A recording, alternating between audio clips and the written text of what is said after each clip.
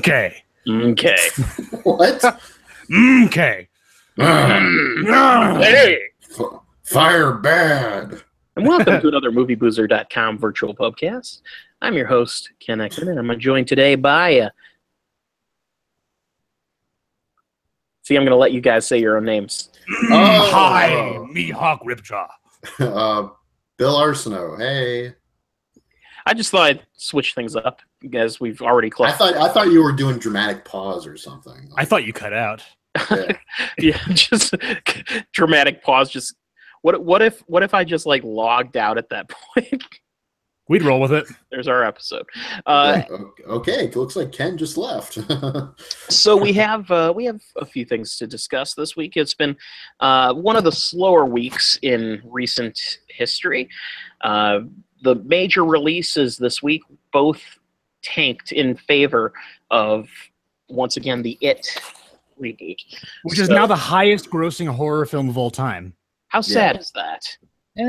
I mean, I don't think it's sad. I mean, There are so many horror films far more deserving of... Yeah, I mean, granted, there are a lot more scarier, like genuinely scarier films. I kind of see it as more of like an adventure movie myself. Sure. It is a horror. It's still technically a horror film, but it's scary and everything. But it's more. I kind of fell in love more with the adventurous aspects of it than the horror aspects of it. And so, yes, there are other horror movies out there that probably are more deserving of a bigger box office take. I'm just, I don't mean to sound cynical. But I am.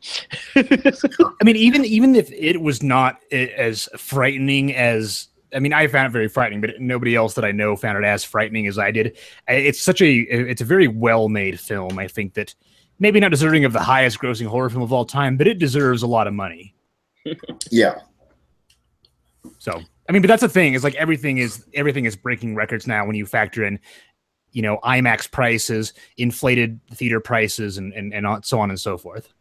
So speaking of breaking box office records, you saw American Assassin this weekend. Yeah. Speaking of movies that didn't gross a lot of money, American Ass In, starring... Yeah, that should be noted right out the gate, is that there have been pictures online of people going to see American Assassin, and they take a picture at the right moment when their screening room marquee says, when the scroll happens where it says American Assassin, and they take a picture of it as it says American Ass.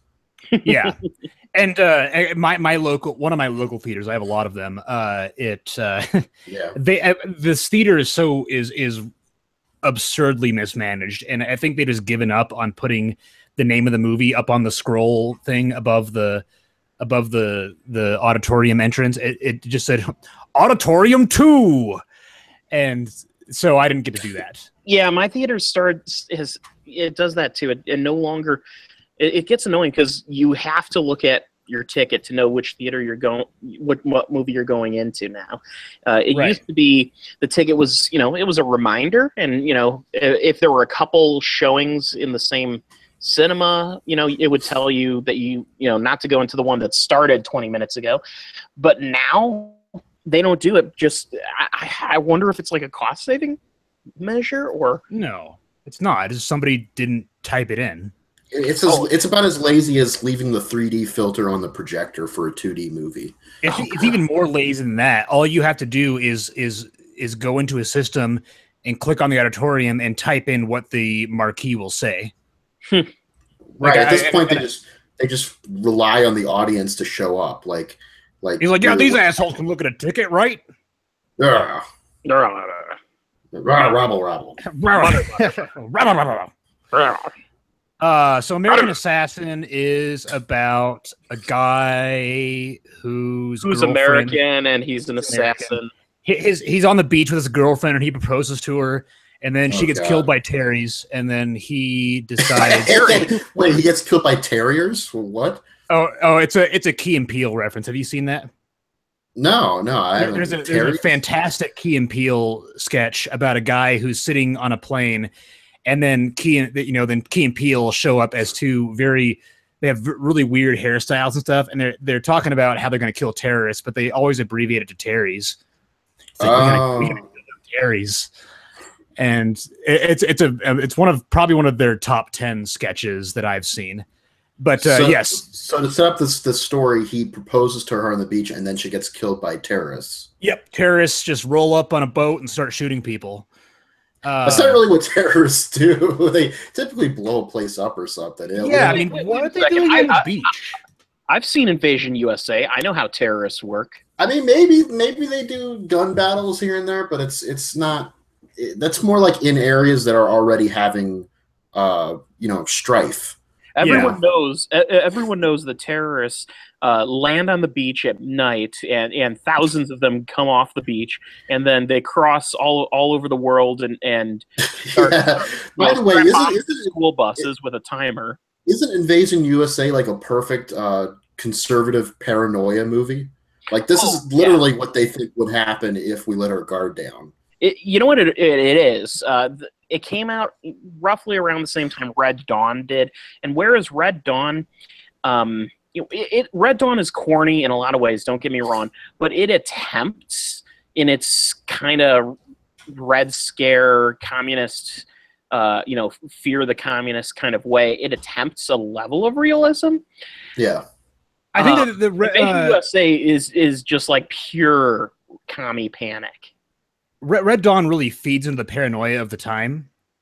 American Assassin is, I mean, the scene is effective. Like it's shot all in one long fluid take, which is kind of it's scary to just watch the camera just travel through, watching, following the main character as he trips and falls into a pool, drags himself out, and runs around dodging gunfire and trying to find his girlfriend in the chaos.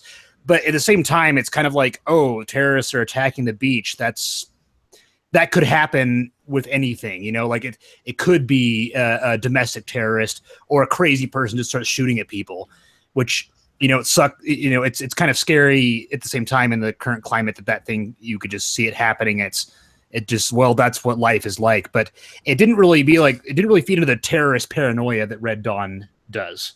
Okay. But maybe it really isn't supposed to, but that's neither here nor there. That's kind of, the movie is kind of, I'll talk about it in a minute too, but the movie is kind of nebulous in how it speaks to the current times. It's kind of, there's a part where the American embassy is talking with the Iranian embassy about an arms deal.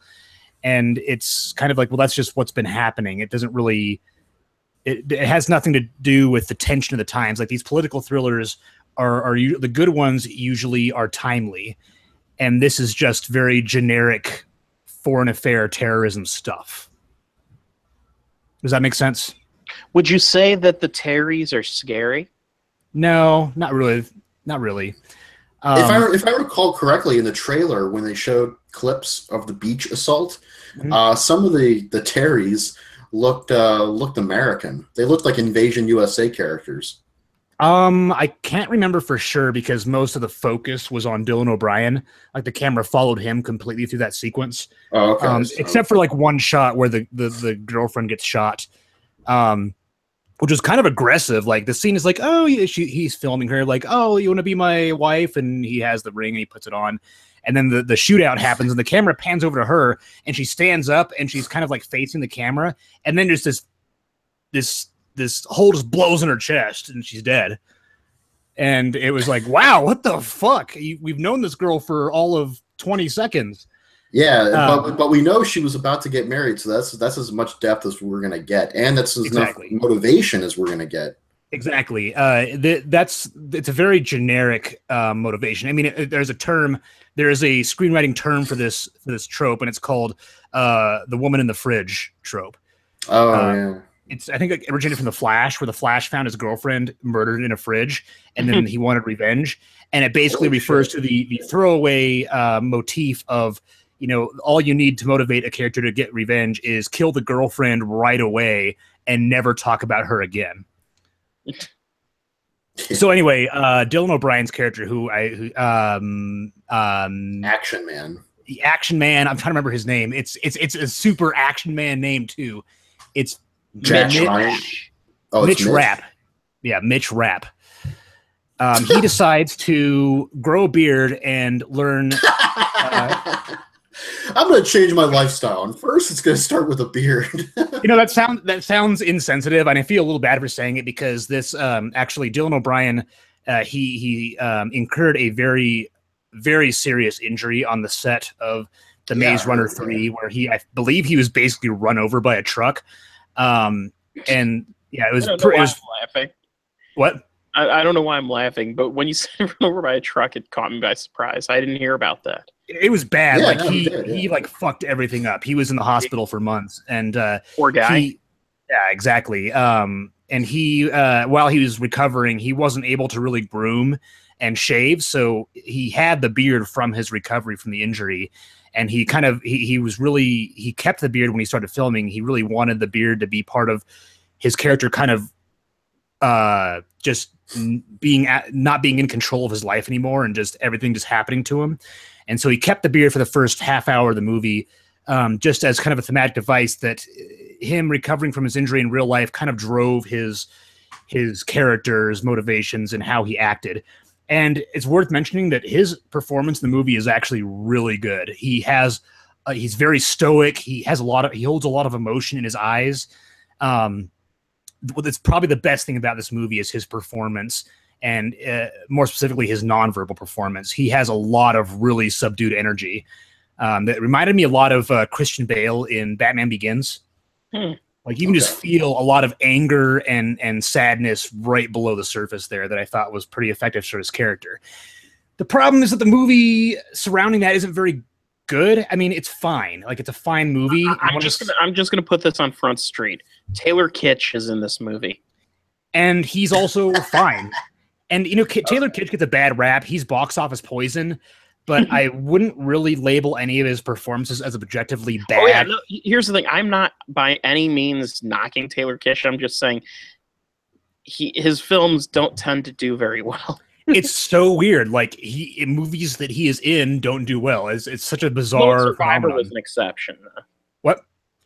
Lone Survivor was an exception.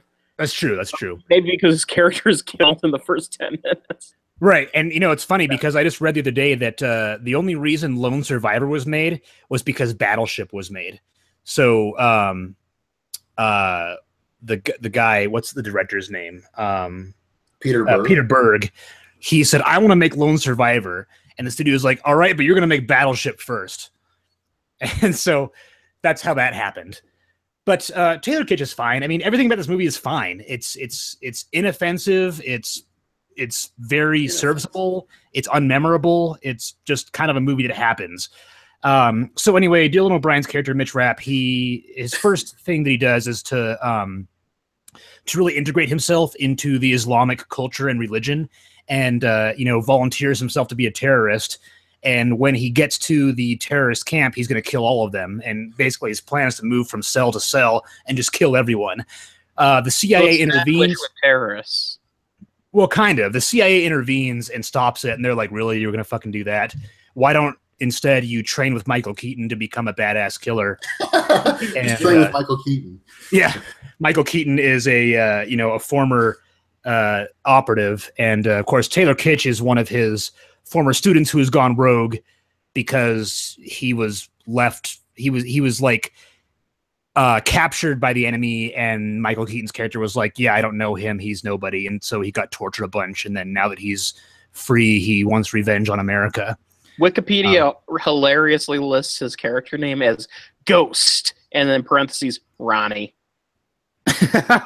Ronnie the Ghost, ladies and gentlemen. Yeah, his name is Ghost, and his first name is Ronnie. You don't get his last name. Ronnie Ghost. And Michael Keaton has a lot of fun with his role. Like, once he's kind of recruited Mitch Rapp, he does all kinds of stuff. Like, he does like shitty, CIA trainer things, like show Mitch the video of his girlfriend dying, and then Mitch gets pissed off and tries to kill him, and then Michael Keaton starts strangling him with a cord of the laptop. It's like, never let emotion get in the way of stuff.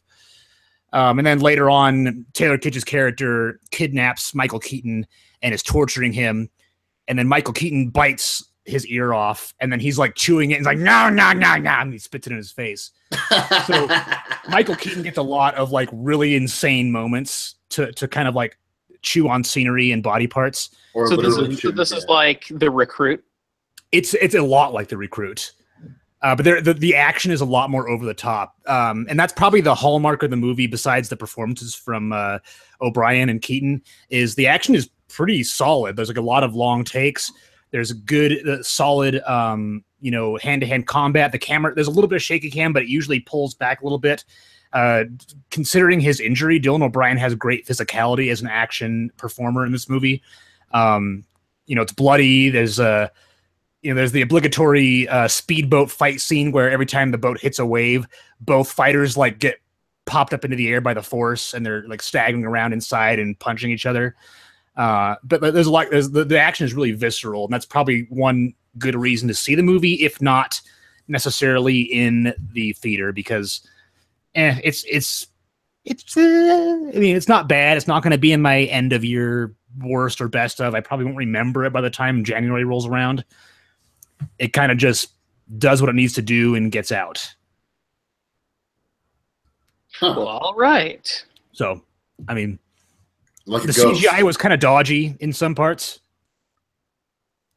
but at the same time, the CGI was not so great sometimes. But I also say, for a $30 million movie that features an action sequence with an entire fleet of aircraft carriers, you don't really need to be asking for much.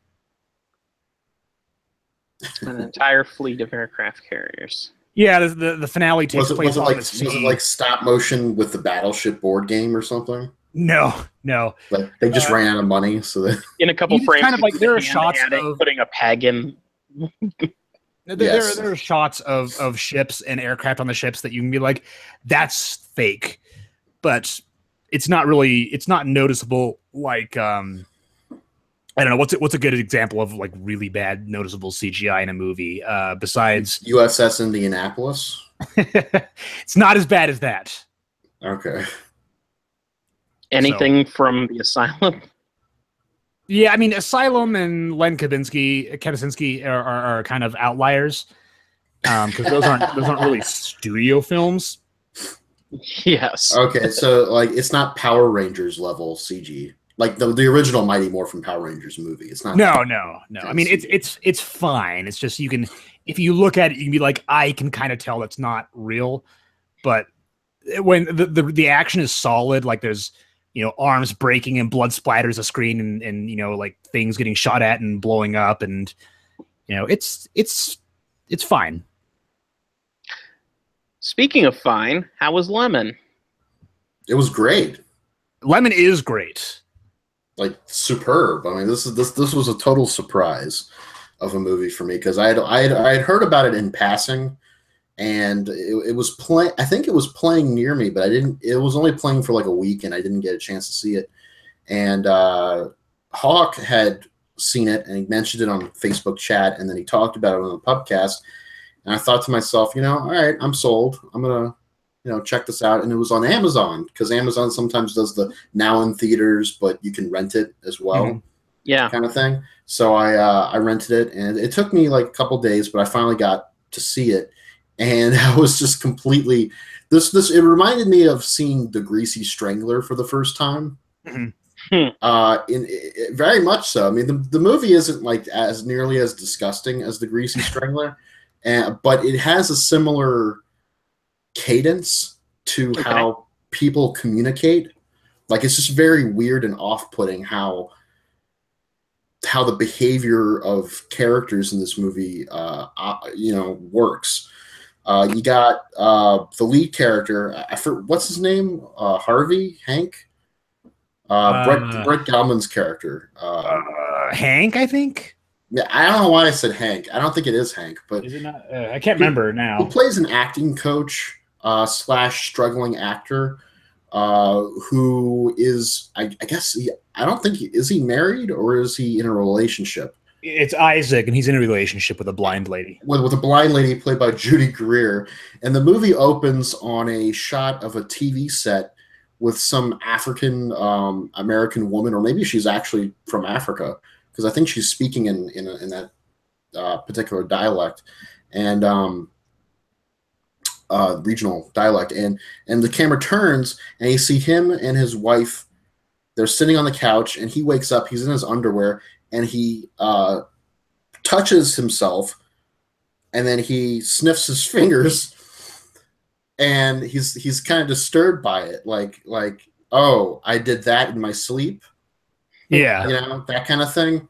And then his wife does the same thing to the couch, and it's like they're both equally disgusted by whatever happened. And and from there, I mean, every conversation that takes place in this movie between any character is really weird. Yeah. I like the attitude is weird. The atmosphere is weird. It's like it's almost like they're being directed by an unseen force. Like if we were to believe this is its own world, it's as if the god of this world is purposefully directing all the actions, but he's telling people different stage cues. You know what I mean? Like walk this way when you say this. Now this guy hears you, but he's turned sideways, so he's gonna, you know what I mean? Like it's like how aliens might operate. Yeah, you know, it's really weird, but it has this. It all feels like it's important to study. It feels like it's important to kind of understand what this movie is maybe getting at, and I feel like I have to watch it again just to kind of further understand it. But I might purchase it, to be honest. Yeah, I might do the same too whenever that happens, but whenever it's available for purchase. But the plot proper is basically this guy Brett Galman, Isaac. He it's pretty much like a week in his life, and he's struggling to get acting jobs. You know, he auditions for a couple commercials, like for herpes and stuff like that. You know, life is essentially shitting on him, but he's also shitting on himself. Literally. Like literally and figuratively. Literally towards at the end of the movie, he straight up has to pick his phone out of a toilet that he just shit in. Which which was very disgusting. I mean, that they didn't even show it really, and it was totally disgusting. You know, they just had to show his reaction to it, and immediately put that image in your head. And you had asked me, Bill, that like last time I talked about this, did I feel like the ending of the movie felt right in terms of the character? Yeah. And I said that it did, specifically in terms of the character and where he was at. And having seen it now, would you agree? Yes, the ending is a little, just like the rest of the movie. The ending is weird because it's not what I would call a traditional resolution. It's very much like something happens, but it doesn't quite punctuate. It's almost like an ellipsis, kind of like what Garden State was trying to do, except Garden State actually did end with an ending. They literally said the word ellipsis, but it wasn't an ellipsis. On a thematic level, it kind of reminds me of the IFC show Maron with Mark Maron. Yeah, it's got a little bit of that going on, I would say. But Maron's probably more like linear and traditionally structured, you know? I mean, in terms of the ending, like the show ends with really nobody any better of a person that they were before. Oh, you mean kind of like Seinfeld, where it's kind of, well, except Seinfeld ended with them in prison, but right. But even then, they're not going to change. I mean, they're still going to remain the same people as they were. They're just getting punished for it, which I guess when you think, I was always disappointed by that ending, but I guess when you think about it, maybe that is the appropriate place for them, for those characters. But no, Lemon ends on, I guess, ironically enough, a sour note. You know, because it's a lemon. The dead ending is basically the credits, where throughout the credits he's waiting for his car to be towed to a garage, and it's just him waiting and then going through the routine with the tow truck driver, and then having his car towed away. It's not so much, like I said, like an ending as it is more like an ellipsis. You know, it's more like not quite to be continued, just, you know, this shit's just going to keep going over and over and over again for this guy, and it's never going to necessarily change as long as he stays the same. And he is a very peculiar guy by himself. Like, it's not like he's a normal guy and life just shits on him and he's kind of down. He's also just a weird guy. Like, I would suspect he has some sort of social awkward disorder or something. Not just social anxiety. I mean, like, he has some kind of severe issues. He in this one scene, he invites Michael Cera, who's a student at his acting school. He's kind of impressed by Michael Cera's character because he wants to be kind of like that guy. He's like, "You're such a great actor. You know, what are you doing tonight? You want to come over for dinner? You know, that kind of thing." And he gets pissed off because Michael Cera's character is about to leave for Europe and he might never see him again. So he spray paints on Michael Cera's car a very nasty and mean-spirited epithet. Like, it's like, even it's a pretty standard epithet. It's like the mother of all of them, but it's all because it is what it is. But he does it with such anger and and vile that it's like particularly that much more disturbing. And so, go ahead. I was just saying resentment. I was going to say, like, that's the exact phrase I used. I'm slowly building my best of 2017 list in a Word document, and I've shortlisted all the films that I feel in the moment might make it to the list at the end of the year. And existential resentment is the exact phrase I use in that in my little blurb for the movie. That's perfect. That existential resentment. That's very much what this movie is about. But the scene ends with Michael Cera coming to dinner, and the entire sequence, there's just this, you know, like, Brett Gelman just is completely angry at Michael Cera. He's like, "Oh yeah, you're here for dinner, huh?" And Michael Cera's like, "Yeah, you won't believe what someone did to my car." "Oh geez, I'm so sorry to hear that." And then, like, even though his voice is always monotone and deep, there's still emotion there. You can still tell the different degrees of emotion.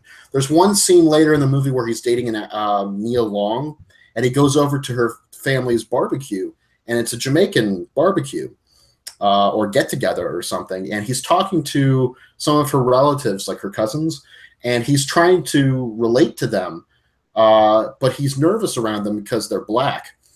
And he doesn't really, it's not that he's a racist, it's just he doesn't normally hang out with black people, you know? Well, it's not only that, but he takes very specific strides early in the film to convince everyone that he is not a racist. Yes, he does that so much. So here he starts a conversation like about I was mugged once at gunpoint, and this shit's probably not true. He's just saying this.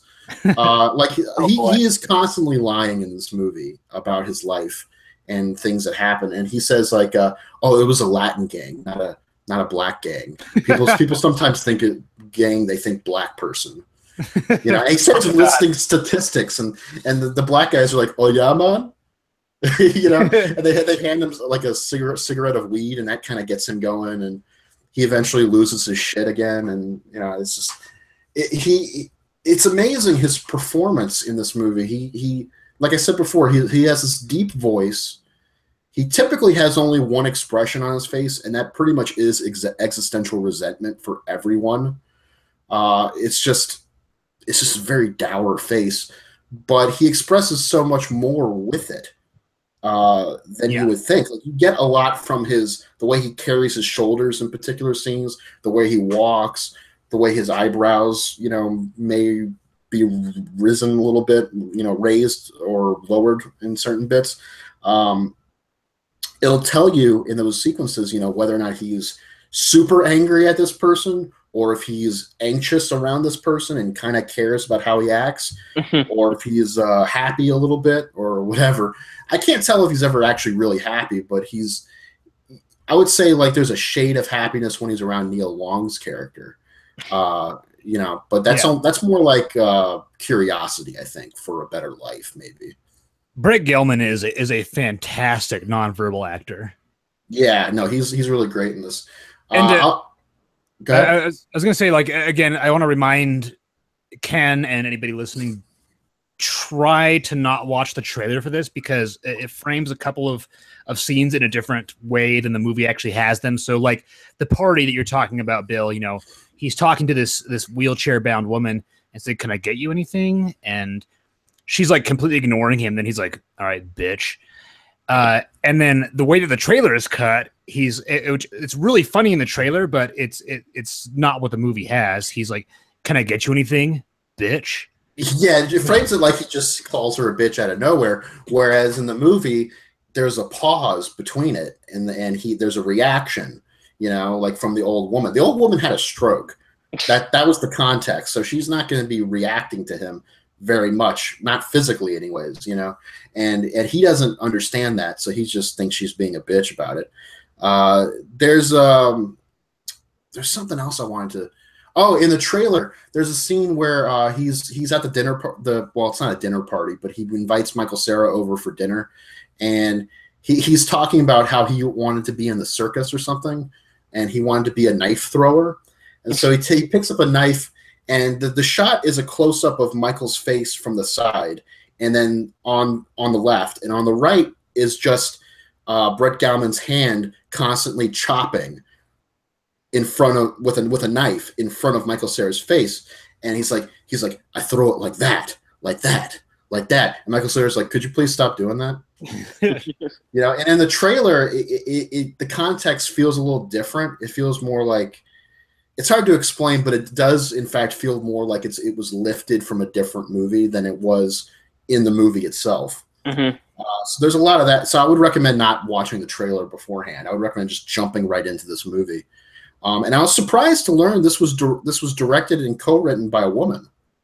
Brett Gelman's wife, in fact. For real? Really? Yeah. Wow. I didn't know she was his wife. I read an interview of hers, but she didn't mention that she was his wife. She just mentioned like, "Oh, I met up with Brett and we wrote the story." But I was really surprised by that.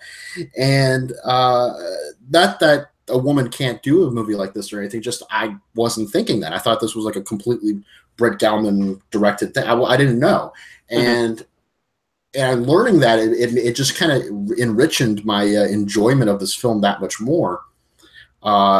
Because I believe this was also a debut feature too.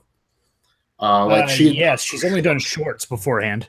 Yeah, and this was almost breathtaking, really, in how hilarious it was. I mean, I can't say a single scene I didn't laugh.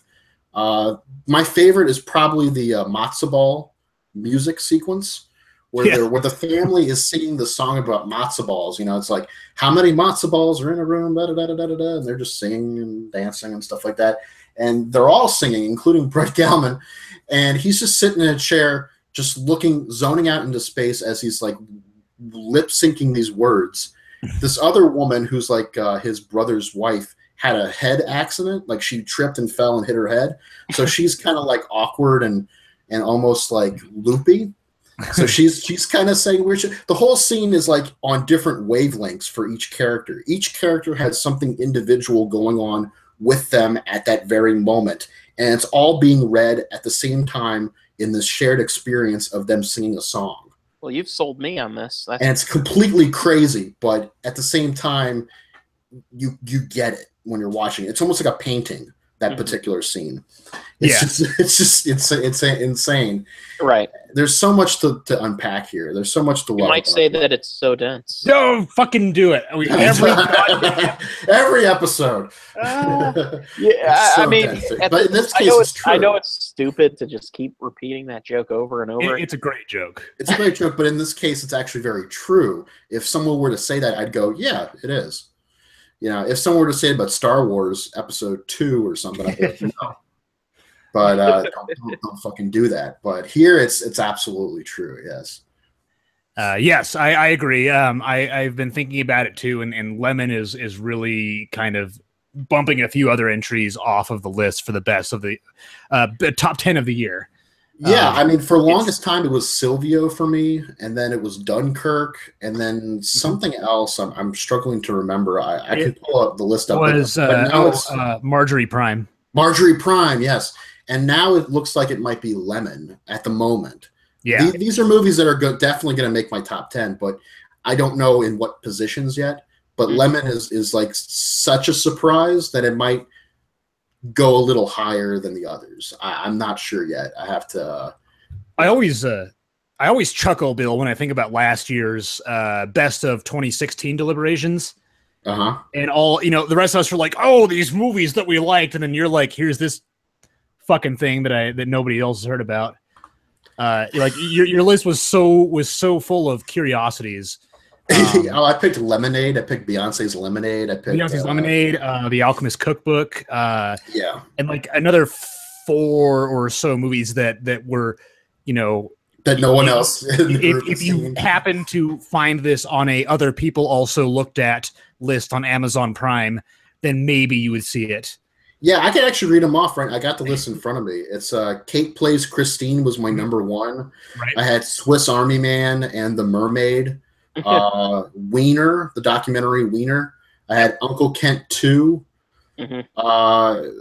These were the top 10, and you mentioned a couple others. I also had The Mermaid and The Greasy Strangler and Moonlight and Elvis and Nixon. But what I'm saying is that like I'm so happy that I am finding more of these like really, really niche indie films that you also really enjoy, because you have such a connection with these bizarre, kind of like off the beaten path indie films that seeing these and talking about them is really, really fun. Yeah, no, it really is. But yeah, Ken, join us in this movie. You should check this out. In fact, I'll probably, if you're game, I'll probably put Lemon as my suggestion for our movie exchange for next week. If you've seen, you just saw it this year, right? I saw what? Lemon. Yeah, it's this. Yeah, I saw it like this 4 weeks ago. Yeah. Okay.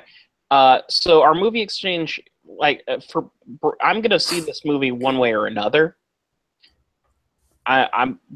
Movie exchange is really for highlighting something that I'm not liable to come across normally. So, I mean, I could see it, and that could be your choice, but I would encourage you to come up with something else, because I'm going to see it one way or another. Alrighty. Like the problem with the movie, I say problem, but the thing with the movie exchange is that you suggest all these awesome films that I haven't seen, and then I think of movies that you have totally seen because you have seen way the fuck more than I have. Oh, come on. I guarantee you can find movies that I haven't seen. I'll find something. You might not like it, but I'll find something. All right. Go see Hounds of Love. Check that out. Oh, that looks so good. That looks fucked up. I haven't seen it yet, but I've rented it. And yeah, it looks like my kind of horror movie. Like maybe not my kind of horror movie, but it seems like a kind of movie that has that level of tension that I could totally dig. Watch Be My Cat. Be My Cat? Yeah, it's a found footage movie about this psychopathic filmmaker from the Ukraine, I guess. He wants Anne Hathaway to be in his movie. Anne Hathaway to be in his movie, and he goes a little crazy, and yeah. I haven't seen it yet, but I looked it up, the movie, when you posted your list of things you had yet to see. And it's on my list. I've got a short list of horror films I'm going to watch in October, and it's going to be a busy-ass month for horror movies for me. So because you mentioned our movie exchange, why don't we go ahead and talk about Antimatter? Yeah, so because I've got so much going on. You might say that it's my life is so dense. Yes. That sometimes I am not able to really dig in and think of something that really connected with me, and that you haven't seen. That sometimes I will find a movie that on a certain level might be interesting to the both of us, Ken. Mm-hmm. So this week I did suggest one that I had not seen yet. It is the film Antimatter, and I kind of got fucked by the description of the film on Amazon, where it's like, this retelling of Alice in Wonderland talks about a scientist who builds a portal and it's not really. I think the phrase retelling of Alice in Wonderland comes from whatever publicity firm was hired to promote this thing. Yes, because it's super not that at all. No, not even like partially. I would say that let me think here. Hellboy 2 is closer to Alice in Wonderland than antimatter is. Here's the thing. Antimatter at its heart is a small sci-fi story that is told fairly interestingly, if at a length that really should not be supported. It's a short film idea, part of an anthology that was blown up to an hour and 45 minutes. I'll tell you what this is. This is like a Black Mirror episode. Yeah, totally. This would have been great as an episode of Black Mirror. Yes, it would. I mean, it's important that you say that it would have been a great episode of Black Mirror because it is a great idea with a really great plot twist at the end. I mean, I say twist, but the reveal of what actually is going on. I was like, that's actually pretty good. I didn't see that coming. Yeah. It was a decent reveal, very Twilight Zoney. I say Black Mirror though because of course this is also a very British movie. Yes. And I think it fits very well into the oeuvre of Black Mirror. Is that how you pronounce that? Oeuvre? Oeuvre. Yeah. The oeuvre. Well, I've only ever heard it pronounced oeuvre. I mean, yeah, it's oeuvre. I just being stupid about it. Is there another way you've been pronouncing it? Out of curiosity, I don't say that word out loud because I don't know how to pronounce it. So what? Oeuvre? I'm just trying to think of other ways. No, I'm saying I don't say it out loud because I haven't until now. I wasn't sure how to pronounce it, so I never say it out loud. It's like it's part of the pantheon. Oh, I have a great story behind. Before we get into antimatter, I'll say this really quick. When I was a kid, at our house we used to subscribe to Disney Adventures magazine. Do you remember that? Fuck yeah, I subscribed to that shit. Mm-hmm. So before I even saw The Lion King in theaters, Disney Adventures had The Lion King serialized in comic book form. Mm. And I read the Lion King comic book and all of those African names of characters, I was mispronouncing like crazy. And going into when I saw the movie in theaters, I was baffled by how wrong I got the pronunciations of like everyone. And like I'm trying to think. I think Mufasa was like Mufasa. Muffaletta. Oh, just Muffaletta. Yeah, there we go. A little bit of New Orleans for us here. Yeah.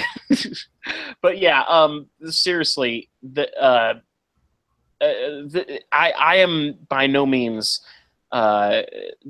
overly judging of someone who's been mispronouncing something for years and never been corrected, because stuff like that has happened to me. And granted, it was a short duration. In my mind, I had read the comic years before, but it was probably within months of the movie coming out. But still, it was embarrassing because I know I had talked about that comic to like friends and stuff, and and then we all see the movie and we're like, oh, you're stupid. And nobody likes to like that's one of the most embarrassing things is learning that you've been pronouncing a word wrong. Yes. Oh God, don't get me started on quinoa. I think I still once in a while call it quinoa. I have that advantage because I heard the word quinoa before I saw it spelled. And yeah, let's be honest, quinoa is a pretentious fucking sounding name. Oh, would you like some quinoa? Yeah. Versus, I made some quinoa. Yeah, exactly. I got some quinoa over here. You got some quinoa over here? Who ordered the quinoa? Right next to the chimichangas. I like 6,000 chicken fajitas, please. Oh, man. Anyway. I used to, yeah, we'll move on. So, antimatter. You know what it is? It's a very low budget movie, probably made for not much more than, say, Len Kabaczynski spends on his movies. Oh, sure, if not less. Well, probably give or take around the same amount, because I'm pretty sure that all the extras Len gets are just friends and fans. Mm-hmm. But where this movie excels is, despite that incredibly no budget presentation, the director and the editor and director of photography, everything comes together, and it feels like you know, it feels like a movie. It doesn't feel amateurish in any real way. Oh The yeah. special effects can be a little dodgy here and there, but they're nothing. It's nothing insurmountable, and it serves the story. Nothing feels so out of place like you know, like bullet hits on the side of a VHS cabinet somehow not piercing it. The shot composition of the editing is very confident. Mm-hmm. It looks good. Like, I mean, it's not like oh, you know, what's Roger Deakins, but yeah, I totally fucked up that reference by not pulling the name. I wanted to say Roger Corman, but big difference. But the movie has a good look to it in that it looks very clean. Mm-hmm. And the primary cast does a solid job. I can't pronounce her name. Yaisa Figueroa plays Anna, the lead. Right. Yaisa. Sounds like something. Yaisa. So he sounds like something, an exclamation. Yaisa. Yowza. Hotchka. I was watching, as a side note, I was watching Always Sunny in Philadelphia. Earlier today and yesterday. It's the episode where they all quarantine themselves. And Okay. Have you seen that one? No. There's like a sickness going around, and the gang decides to quarantine themselves in the bar. And you know, like whenever someone starts to look sickly, they go into the bathroom and lock themselves in so they don't infect the rest of the gang. It turns out that they're all just suffering from alcohol withdrawal. But Dennis, he like. Just because of you said the sound, like it made me laugh. It's like, no, if I start to feel sick, I just go, and then I'm fine. But he says this with like deeply sunken eyes and a very, very ashen complexion. Yes. But that's anyway. That's a great episode. Watch it. But anyway, keep going. So yeah, Antimatter really, at its heart, is a you know, the plot of the movie basically is Anna is the scientist, and she has two other friends who are also scientists, and she believes that she has discovered. I'm sorry. Yeah, I know it's a pretty simplistic movie, really, but basically, Anna and her two friends believe they've discovered how to create a stable wormhole. Yeah, and of course they do the old Event Horizon, fold a paper in half and poke a pen through it to illustrate wormhole theory thing. You just got to do that. I fucking hate it. I know. So essentially, after a bunch of sciencing happens, and there is, I think, part of the padding of this movie comes from science mumbo jumbo that no one understands, and there's no point in having it. But after some sciencing happens, the stable wormhole, they basically put bigger and bigger objects in it until they realize if they're going to get funding from a company that, you know, that's going to make them rich and change the world. They keep talking about how it's going to change the world. They have to do something really important. And so they decide to transport a human being, and Anna volunteers to go in. Well, they draw straws. Yeah, they draw straws, but she goes into the wormhole device thing, and when she comes out the other end, she feels like she's lost some time, and there's a lot of weird imagery, and she no longer is, as far as I can tell, she's no longer really able to form new memories. Right. And, not like complete memory. She has these weird images that she sees of things that happened after the fact, but none of them are coherent. The most awkward one is her chasing this guy in a monkey suit. The whole like animal mask thing was something that really felt out of place in the movie. Yeah, I think they were trying to play into it the animal rights thing, and honestly, this movie it didn't need that. This movie kind of has a subplot that's like anti-animal rights activism, because by the end they really fuck them over. Mm-hmm. And I mean, granted, the main animal rights guy's a dick, but wow. It's just kind of like all that animal rights stuff was just extraneous plot that if they had taken it out, it would have slotted better into the short film format that the plot should have been made for. Oh yeah, it was padding for sure. There was no purpose for it in the movie, and it really only served to lengthen it. The whole animal rights angle is basically they were experimenting, like they brought a live cat to experiment using the wormhole, and something they're doing, I guess, is like super illegal, and I don't think I ever got exactly what it was that they were doing that was like super illegal. Yeah, I mean, at one point they were saying that like the urgency of transporting a human subject through the wormhole came about when Microsoft was going to put through a patch that would negate the technology and block their code. But their code for what? Because they had their machine there. What was it that Microsoft was patching? I feel bad saying this, and I don't want to sound like a dick, but this movie sounds like it was written by the concepts of the film were developed by somebody that doesn't quite understand the concepts of the film. Yeah. Like wormholes and data and code, and I altered the code to change the wormhole so we can transport this to that, and this code has this. For just a moment there. Yeah, it's what? I altered the code to turn into wormholes. And I sounded like what? Gary Busey. Oh. What about Nick Nolte? Oh, that would be wormhole and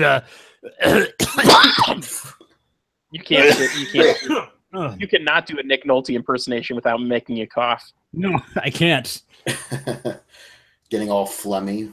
Yeah, I don't know how he manages to do it. Maybe he doesn't. Maybe every performance we've seen of him in the last 10 years has been heavily edited to avoid the horrible, violent coughing fits. That's why you don't get any long takes with Nick Nolte. He's like, yeah, you gotta get the thing. And then they cut to the reaction shot. They cut to the reaction shot of the other character. And then in between that, they cut while Nick Nolte can just cough along and get all the phlegm out, and then they can just continue the conversation. Yeah, you have to get even more phlegm. Somebody give me some water.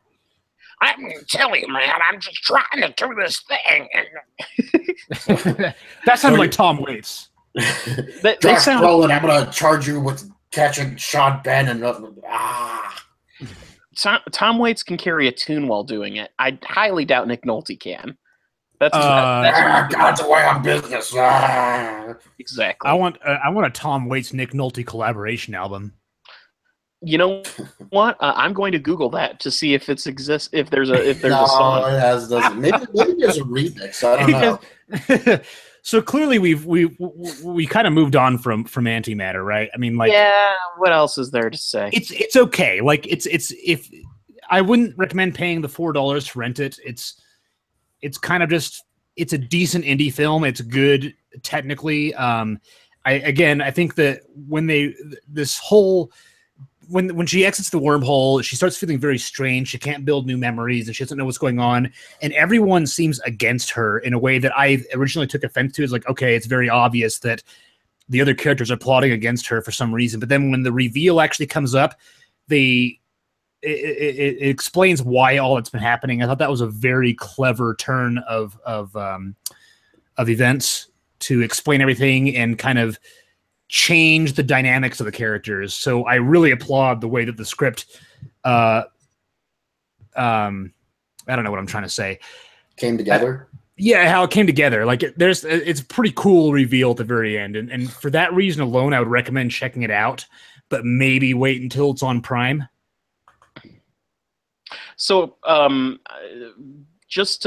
agree with you. And when I typed in Nick Nolte and Tom Waits, the only result I got was in 2011. They were both apparently given significant offers to star in some sort of movie called The Low Road. And I can't find any more information about that. Interesting. When you guys were talking about antimatter, it got me thinking about the new Flatliners movie and how the filmmakers don't understand the source material, that kind of thing. And the original Flatliners we already discussed wasn't all that great to begin with. I mean, it's a Joel Schumacher film. Right. Well, say what you will about Joel Schumacher. I mean, there was a period of time where he was not terrible. It was just Joel Schumacher makes movies, and sometimes they're good. It's a numbers game. Yes. Joel Schumacher makes movies. If you walk up to 10 girls at a bar, one of them will give you her number. I would say of the Joel Schumacher.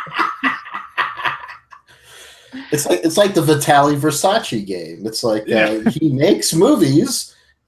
1 out of 10 times it will be marginally watchable. I mean that's debatable. I don't know. I don't know where I was going with that. I think I just wanted to name drop Vitaly Versace again because it's a funny name. I mean, but what I was getting at was with the Flatliners thing was like I wanted to talk a little bit about the use of the trailer. Yeah, I just wanted to say that. With like images of the main cast all just fucking dead. Yeah, right. Like, and then in the new trailers, they cut away to their mind spirit once they're dead, and they're walking around picking up balls of energy and shit. What? It's like the literal expression of whatever they're feeling, and it's the stupidest fucking thing to do because you don't just do that. It's not in this way, anyways. I mean, maybe you could do like a thing where they die and they experience a memory or they experience something else, or images or whatever. But here it's like they're walking around out of their body and they're picking up energy balls and they're like, whoa. And I was like, this is the stupidest schlock, And then in the new trailer, they have these cuts where it's like, you can't live, you can't love, you can't have sex without dying first. And they have shots of them fucking each other, and I was just like, oh god, this movie's really they're gonna be addicted to dying. Like, I guess that kind of happened in the first movie, right? I mean, they were kind of like, yeah, let's keep killing ourselves. Woo! I just keep laughing at the shots in the trailer, the original trailers, where it's like looking inside a car. Oh my god, there's a hand right there. It's like oh, driving car. Oh, there's somebody trying to strangle me.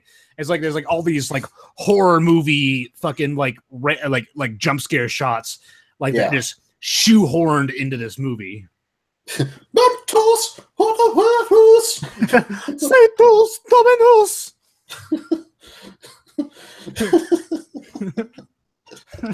I prefer the South Park version of that. Rectus Dominus is what they chant because that. I was actually making a that's Latin for ass reference, master, by the way. It's what? Rectus Dominus is Latin for ass master. Okay, I was actually making a Woodland Critters reference with mine, but it's Rectus Dominus. That's even better. There was an episode of South Park where they were sacrificing Britney Spears. Yeah. And I think that's the one where they were actually vocalizing that. As a group, and then the South Park kids were like, whatever, let's just go along with it. So Flatliners, I think we're all obligated to see that in some capacity. I'll be seeing that opening weekend. In fact, So actually, the Rectus Dominus was first done in the South Park episode Damien. Oh yeah, with the kid. Yeah. Anyway, just thought. When does Flatliners come out? Like late September, early October? Yeah, I think it's next week. Oh, yes. Yeah, right. And I can't believe Ellen Page is in it, especially after how she's kind of done like Vice documentaries and she's done political, activism and stuff. And here she is in schlock. You might say that Ellen's page has turned.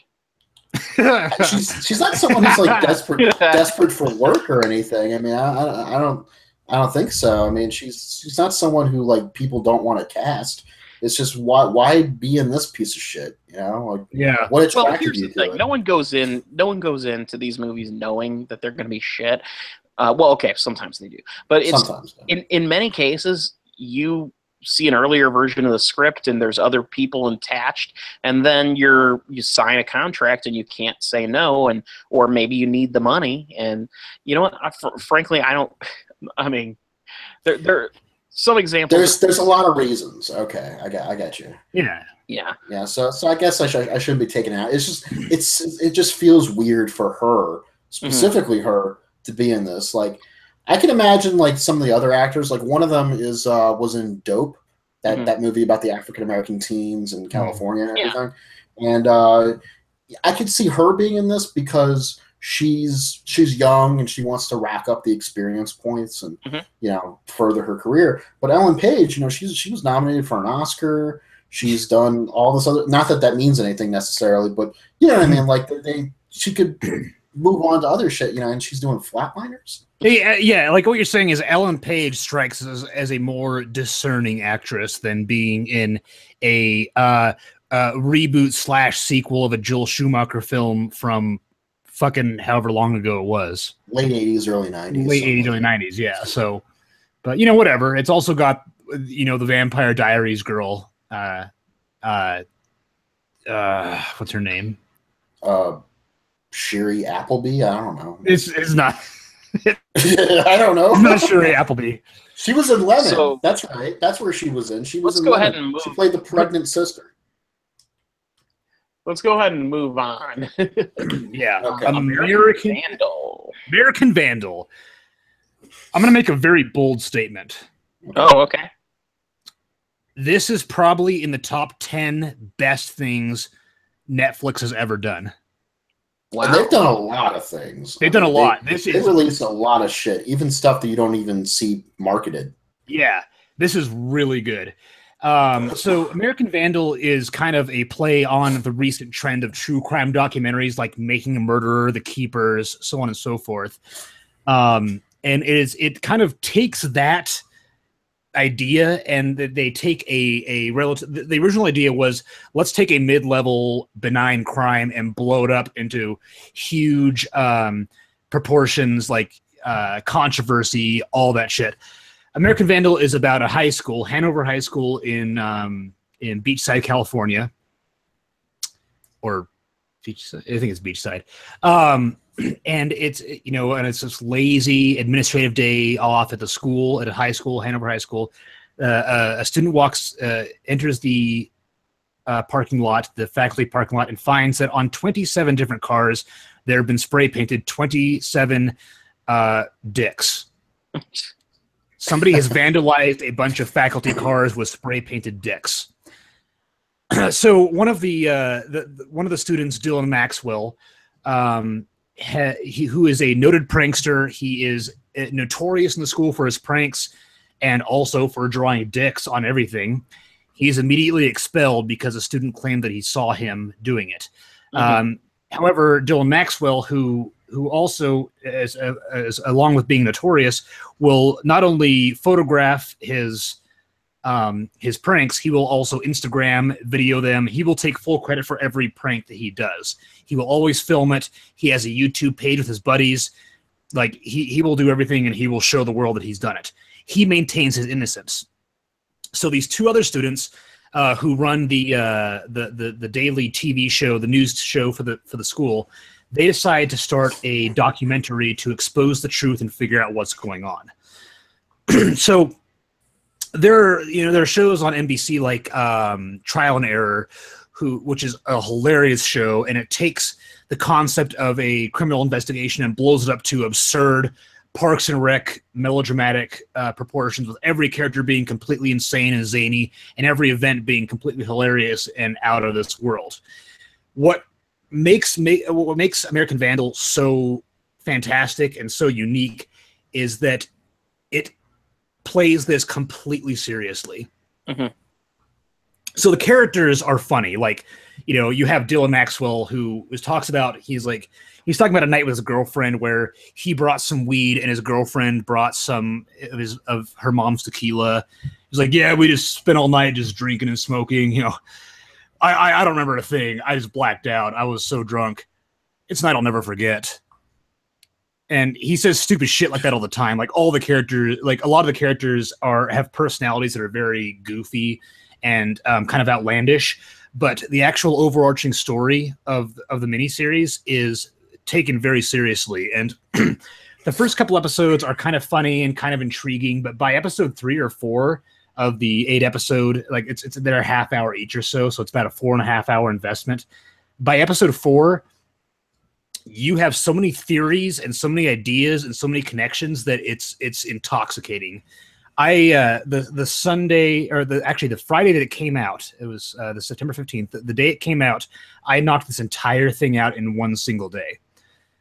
Because again, halfway through the series, I had to see where it ended, and I had all these mental notes of who did what, and every person they interview might have some connection. Anybody could be lying. Any dead end could be reopened. Any feasible connection could be a dead end later on. Was it satisfying? Very much so. Okay. Like a couple people that I watched it with, they weren't quite as satisfied as I was with the ending. But I thought the way that it builds these theories and it keeps adding more fuel to the fire of what might have happened and what else might be connected to it is fucking incredible. Like, it is airtight with how it builds all these connections and all these theories. The performances are really good. Like, again, it treats itself like a real documentary, to the point where a friend that I recommended it to, she's like, "Is this real?" I was like, "It's not, but it feels like it." Yeah. In the opening credits kind of suggest that they still treat it like a real thing. Like, it's like executive producer, and it lists one of the teachers at the school. They did film on location at an actual high school, and it's presented by Funny or Die, and I think it was produced by and starring actual high school students. So it kind of has this really authentic feel to it. But it's not real. It's not real. No, it's completely fake. And but again, the way that they present it, they put it out there as like, this is a real documentary. Like the way they present it and the way that it's filmed and made and the way they connect it to the social media within the show, they really pitch it as a thing that exists in the real world, even with, you know, Facebook posts and Instagram posts and videos and stuff of other characters commenting on it. Like the film the students are making, this American Vandal documentary, exists in the world of the show. You know, other students at the high school are watching Vandal as is being made. Huh. So yeah, it's also funny with the characters there are, especially one of the characters, one of the teachers, his name is Kraz. He's a total dickbag. In his classroom, he has a Man Cave Rules poster. Oh, God. Oh. And he has a Twitter account. He's a history teacher. He has a Twitter account, and students will tweet, like, "Oh, history is so boring," and then he'll retweet it. And he rides around on one of those hoverboards, you know, those things that were a fad like a year and a half ago. Those ones that spontaneously combusted. He'll ride around and say YOLO. So there's great characters. A lot of the humor is driven by these characters and how weird a lot of them are, but then a lot of the other characters are very grounded. So it creates this very rich tapestry of characters and how they interact with each other. And I don't know, it's where it eventually ends up is really cool, because what the final reveal is, when they finally reveal what happened, I got a holy shit moment, because it called back to like episode 2. So it's very airtight in the way that everything is brought together and connected, and everything is like, there was maybe 2 things where I didn't, that felt like dropped threads. But apart from that, it's such a very well put together miniseries that I've watched it twice now, and I absolutely love it. And they're going to make a season 2, and it's going to be a completely different crime, and I'm excited to see what they're going to do with it. Well, I'm sold on that too. I will have that a look. I will add it to my ever-growing list of TV shows that I will eventually get to. Again, it's worth noting this is an 8-episode series. Each episode is around 30-ish minutes, 30 to 32. And then the finale is about 40 minutes. So it's a pretty light time investment to binge the whole thing in one sitting. And I'm still working on my review for Movie Boozer, but I kind of called out the double-edged sword of the Netflix binge culture. And that is? What? And that is? Well, Netflix releases an entire series all at once, right? Yeah. Yeah. And even when you watch a series, especially with American Vandal, I was watching it on the TV with Xfinity through Netflix, the app on Xfinity. And when the show starts, you actually can press a button to skip the intro. So the Netflix app is actively fueling the binging culture of like, I don't want to watch this 30-second music shit. I want to watch the rest of the show. And the reason I call it a double-edged sword is because I'm curious how the show would benefit from, like a normal serialized format where you see an episode, then you got to wait a week for the next episode, and you get that whole week to kind of let everything marinate and discuss theories and see what's happening next, because every episode is so dense with new revelations and new theories and new accusations. There's so much going on. You like that? Yeah. I thought I could sneak it in, but I couldn't. No, you every did. episode is so robust with new theories and revelations that having a whole week to be like, oh, what does this mean? Who else could have done it? What is this new reveal? How does it exonerate a certain character and accuse a different character of being responsible for the dicks? So I'm curious how letting that discussion stretch out over a week would have changed the way that you consume the show. Does that make sense? Yes. Obviously, I mentioned this in my review too, obviously no one's forcing you to watch all 8 episodes at once, but when you can press a button to skip the fucking intro of the show, Netflix is sort of really encouraging just keep on going. Mm-hmm. Especially with that half-hour format. Like, I talked about how Comrade Detective it does not fit the 45-minute format or the hour format of a serialized comedy. Right. With American Vandal, the half-hour format is perfect, but you still want to knock it out all in one sitting. Yeah, and I completely understand where you're coming from, because it's just one of those things where there's so much going on. Everything is so Yeah, okay. I just don't. I will see it. I need a bit with documentaries or mockumentaries, I guess. You kind of have to see it to fully understand how it's presented. Now, I really do like kind of avoid saying too much about it, because there's again there's so much going on. Okay. So we to the point where like they're using a Facebook live video of a party to look in the background and spot evidence of what could be evidence or what could be clues to who did the crime. Like that's how carefully put together this show is. Yeah, I love it. It's a fantastic show. I cannot wait for season 2, and this is, I mean, I'm still working on my review, but it's an easy toast on movieboozer.com. I'm still waiting for you to give me a good segue into and since you haven't, Mother. once I hold on, there's one person that I haven't mentioned this show to yet, and it is my Mother. Or actually with the exclamation points, Mother. So, Mother. Yes. Mother is a movie. It is a movie. A Darren Aronofsky joint. It's a Darren Aronofsky joint, which is a mouthful to say. It's not like Spike Lee joint. Where it's 3 syllables. Spike Lee joint. Darren Aronofsky joint. That's several. Why does Spike Lee call it a joint? Because it was just something he started when he was beginning filmmaking, and he never stopped. It's like, why does Spike Lee insist on having words like "da" instead of "the" in the titles of his movies? Because he's Spike Lee. Yeah. So, Mother is a different movie. No, it's Mother. Mother.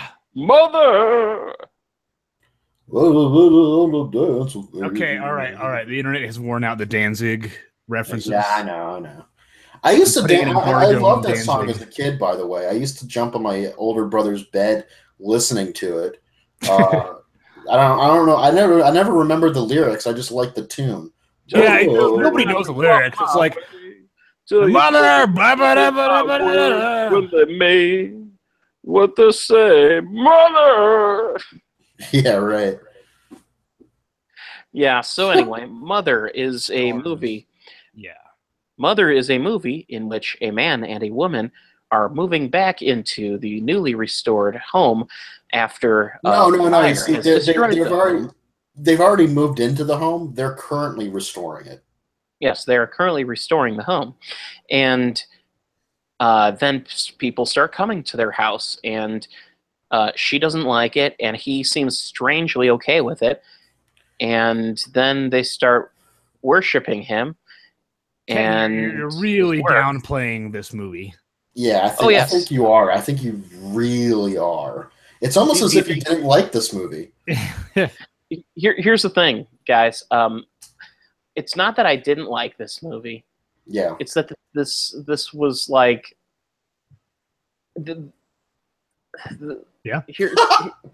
I am so mixed on this because on one hand, this movie features the most simplistic of plots with a whole bunch of metaphor thrown in it and some very artistic editing, great camera work, solid performances. And on the other hand, I don't give a fuck, and I don't care to see the movie again. After I got out of the movie, I was like, okay, well, there was biblical metaphor. Woo! Well, so I want to add some context here. A very good friend of mine had mentioned on Facebook that she saw it, and she loved it. Also, Antichrist is one of her favorite movies. She watches it repeatedly. In Another movie that I would argue is kind of pointless, ultimately. Okay. And she also watches Black Swan a lot. Another movie that I would argue is ultimately pointless. Hey, we're on a roll. Jeez, Ken, do you have like a heart of stone or something? What the hell? Well, here's the thing. So I had a very positive conversation with my friend. Pot's like, fuck you. I'm just going to move on. No, go ahead. What were you going to say, Ken? Some of these movies, these... highbrow? No, I'm not going to say highbrow. There are these event arts movies that are meant to build to this big finish, and it's all about the twists that where it starts getting really dark and things start happening that are surreal, and they all follow a pattern that is incredibly predictable, despite the fact that it's trying to be this underground indie kind of special thing. Those three movies you mentioned there, all of them follow a very similar pattern, which is they start off somewhat normal and then gradually get darker and darker and weirder things start happening, and then by the end it's bedlam. So one of the things that my friend mentioned is that obviously, the biblical allegory, right? But Darren Aronofsky talked about this before the movie came out. So you're not smart if you it's like the Bible. What her big takeaways were the building of tension. It's the same problem that you had at the films is it starts normal, then builds into bedlam. But it's really about how the film presents that to you. Every film... any film you can watch, for the most part, will follow a recognizable framework, a recognizable blueprint. Mm-hmm. It's how the movie is made. She was very attracted, and I was too, very attracted to the claustrophobia of the filming, the sound design. She is actually looking for thematic similarities between this and Black Swan, and she said she would bet $10 that the sound, we're going to get into spoilers, but there's a certain sound towards the end of the film that mirrors the sound of Natalie Portman's knee breaking in Black Swan. Oh, I think I know what you're talking about. Yeah. That's a very specific sound, by the way. Yes, it is, and I'm really getting into more stuff with her. I'll probably get back with you guys on the chat about what else she's gone for. But that she's thinking that it has the same beats as Black Swan. She actually wants to play both Black Swan and Mother at the same time to see if she can see if the beats can mirror each other. The doppelganger in the subway in Black Swan is the same kind of thematic effect as Jennifer Lawrence walking in on the Adam and Eve fucking in the bedroom. Yeah. you might be I right. picked a wonderful time to enter this conversation. Yes. Hello, Bill Bill Leon.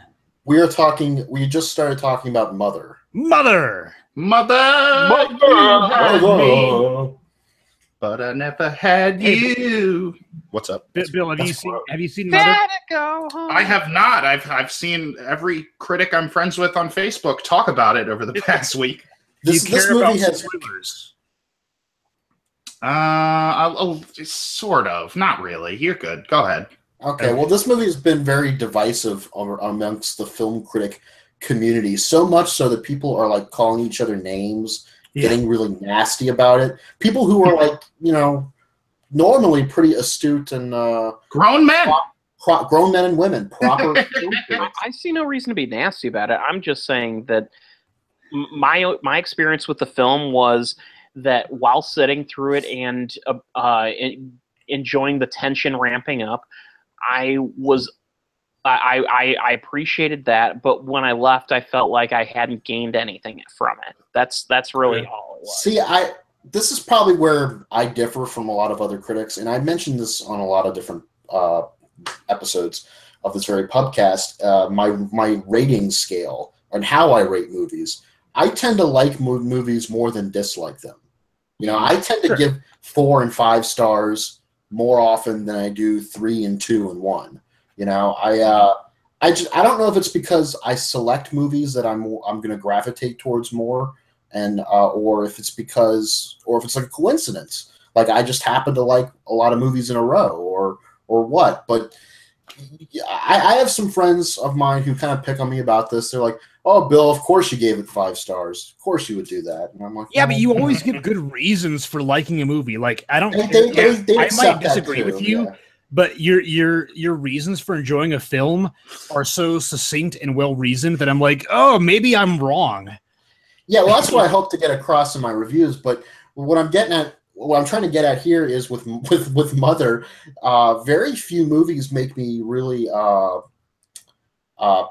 anxious about how I rate movies. How I do the rating in general. Kuso was the first movie in a long time to really make me question my understanding of movies.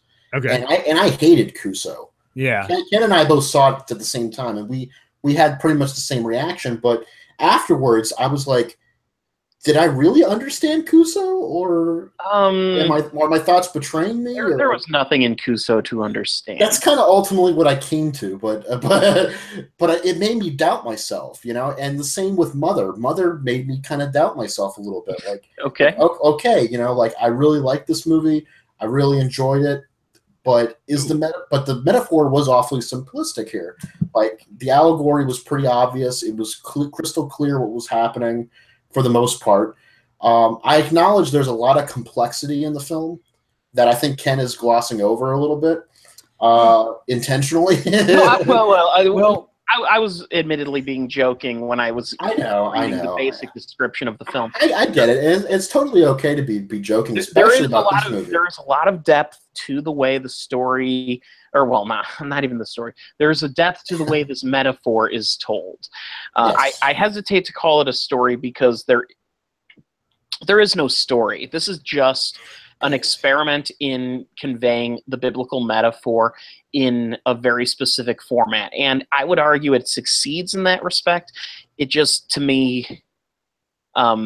it's nothing more than that. It's worth noting that... This is like an avant-garde film, more than it is that's a good way to put presentation. It's worth noting that Darren Aronofsky had the idea for a Mother Earth figure and a God figure, as a married couple, before he had the idea to include allegorical references to stories in the Old Testament of the Bible. So he wanted to tell us. Started with a seed. He started with the seed of an idea, and that kind of grew from there. Yeah, he wanted to tell a story of these two characters, and then decided after the fact of that seed of an idea, like you said, that he would tell the story. He would use these stories from the Bible as a vessel to tell this story. Yeah. Why didn't he just make an extended version of Bible Man? Because that would be awesome. Because that would be too awesome. Like, why would somebody make that in this horrible, fucked up world that we live in? See, Bible Man could have come in and saved the day. Jennifer Lawrence would be okay. Bible Man. Javier Bardem would have been probably condemned for the heathen. Javier Bardem was condemned. See, that's where the complexity comes into play here, Ked. For me, anyways, is that okay? It's easy to call Javier Bardem's character the godlike figure, and Jennifer Lawrence's character the Virgin Mary / Mother Earth character. Mm-hmm. But then you get into the different aspects of the characters, like you said, the heathen aspects. Well, here's the thing: he's God, but he's not a perfect God. You know what I mean? Aronofsky is making a definite statement here about how he feels about the Christian faith. Specifically, he believes that, as far as this metaphor, I actually kind of interpret it a little different from some people. I know Aronofsky has laid out exactly how he sees it. He sees Jennifer Lawrence as Mother Earth, but I see it more as a Father, Son, Holy Ghost kind of deal, where between Jennifer Lawrence, Javier Bardem, and the baby, that is his depiction of his perception of what God is as a concept. Yeah. I mean, you have the father, which is obviously Javier Bardem, and in Aronofsky's view, the father is the frailties of mankind, and he's someone who wants to be loved, and he takes, and he never gives. The one thing he does give is he gives to the mother, who is, for all intents and purposes, you could call the Holy Ghost. He gives her a son, and the son, being Jesus, is quickly, fucking Bill, do you care about spoilers at this point? Bill's taking a couple minutes off, he said in the chat. Oh, okay. That's I wanted to say too, like I'm very proud of myself for almost completely avoiding spoilers for this movie. Oh, same here. All that I knew is that a baby gets eaten, and so when going into this movie, I was like, "Yep, she's gonna have a baby," and that dude is fucking dead. So by the way, I didn't even know that. I didn't know that either. I didn't even know she was going to be pregnant. Called mother, and that there was some sort of metaphor in there. I didn't even know religious metaphor. Yeah, I didn't know the religious metaphor or anything. The only piece I knew is some out of context. They eat a baby. So the only thing I got from the trailer was I thought this was going to be like a cult film. Like so did I. Be about a Satan cult or something, you know? Yeah, and I thought Ed Harris and Michelle Pfeiffer were going to be like bringing their cult to the house. In a way, it is. In a way, it is. In a way, it is. Yes, it totally is. Essentially saying that Christianity is just a big cult. Which is funny because while we're getting at a lot of heavy stuff here, there's a lot of different interpretations, just like with the Christian religion, but also with this movie.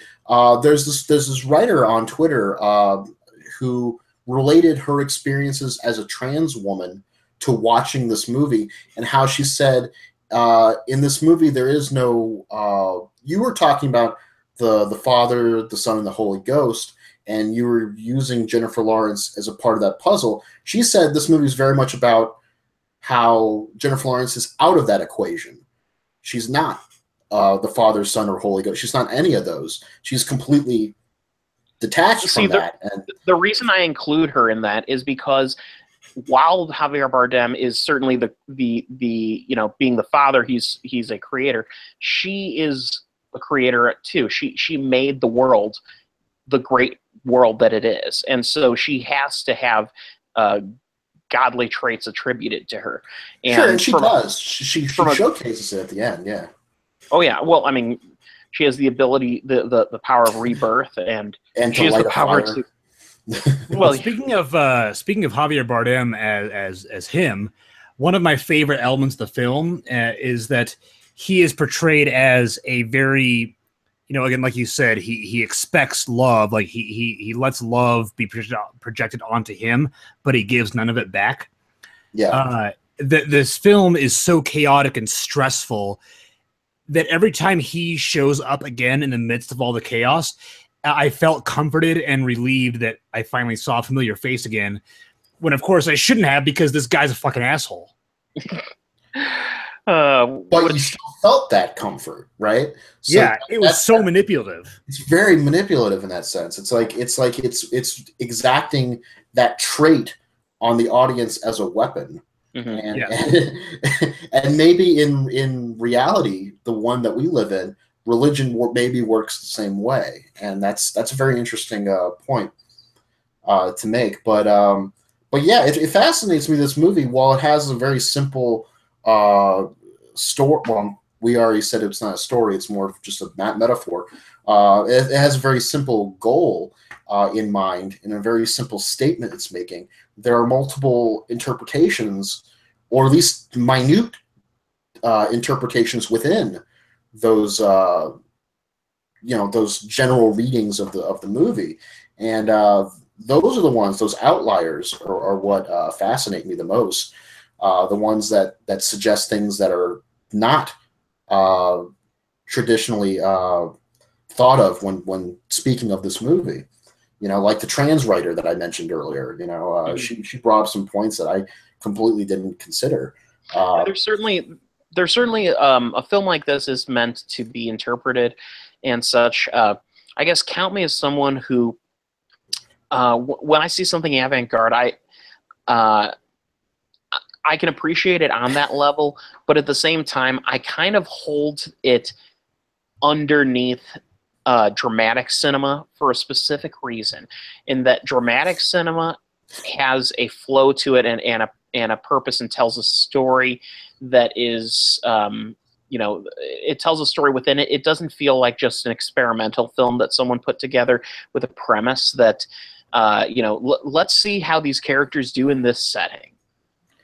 I get you. I mean, it's kind of like, and we always bring up. Oh, I'm sorry. Go ahead.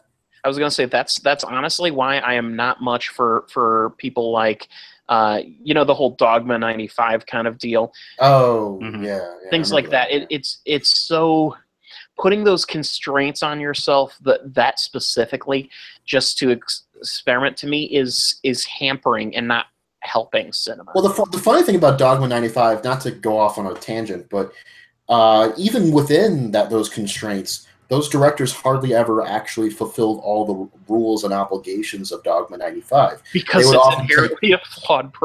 Right, they would take various creative liberties, like Julian Donkey Boy, Harmony Korine's Julian Donkey Boy.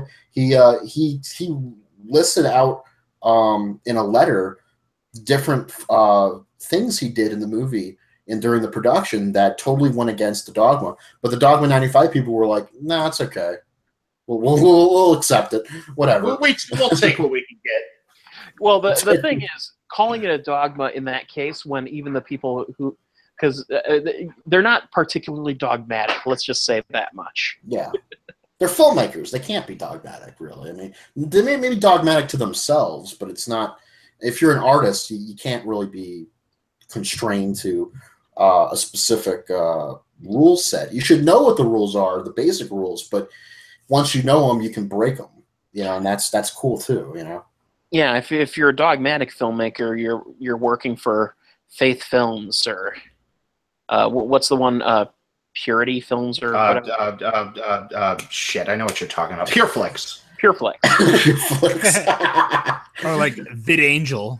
VidAngel. Is that a production company? I thought that was like a video service or something. No, VidAngel is VidAngel. It's a different sort of thing. They edit existing films to remove. Oh, they're like there's an excellent documentary you guys should watch called Clean Flicks. It's about the video stores that were in Mormon, Utah, that would only rent edited versions of movies. Oh, God. Is that Flicks with an X? Yes, Clean Flicks. Is that on Netflix? Yeah.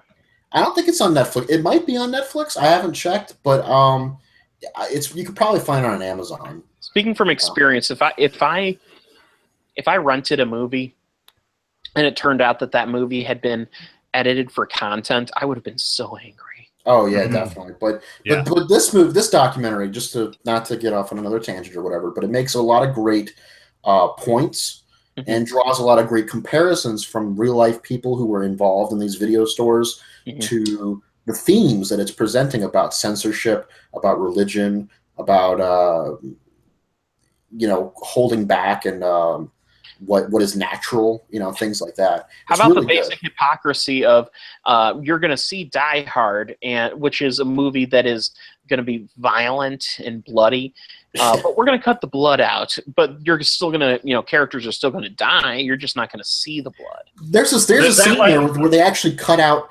They actually edit around certain kills in the Matrix, like where what's her face? Trinity is on top of the building and she shoots the agent in the head. They cut out the shot to the head and immediately just cut to her expression to the dead body, and they're like, "Done, clean."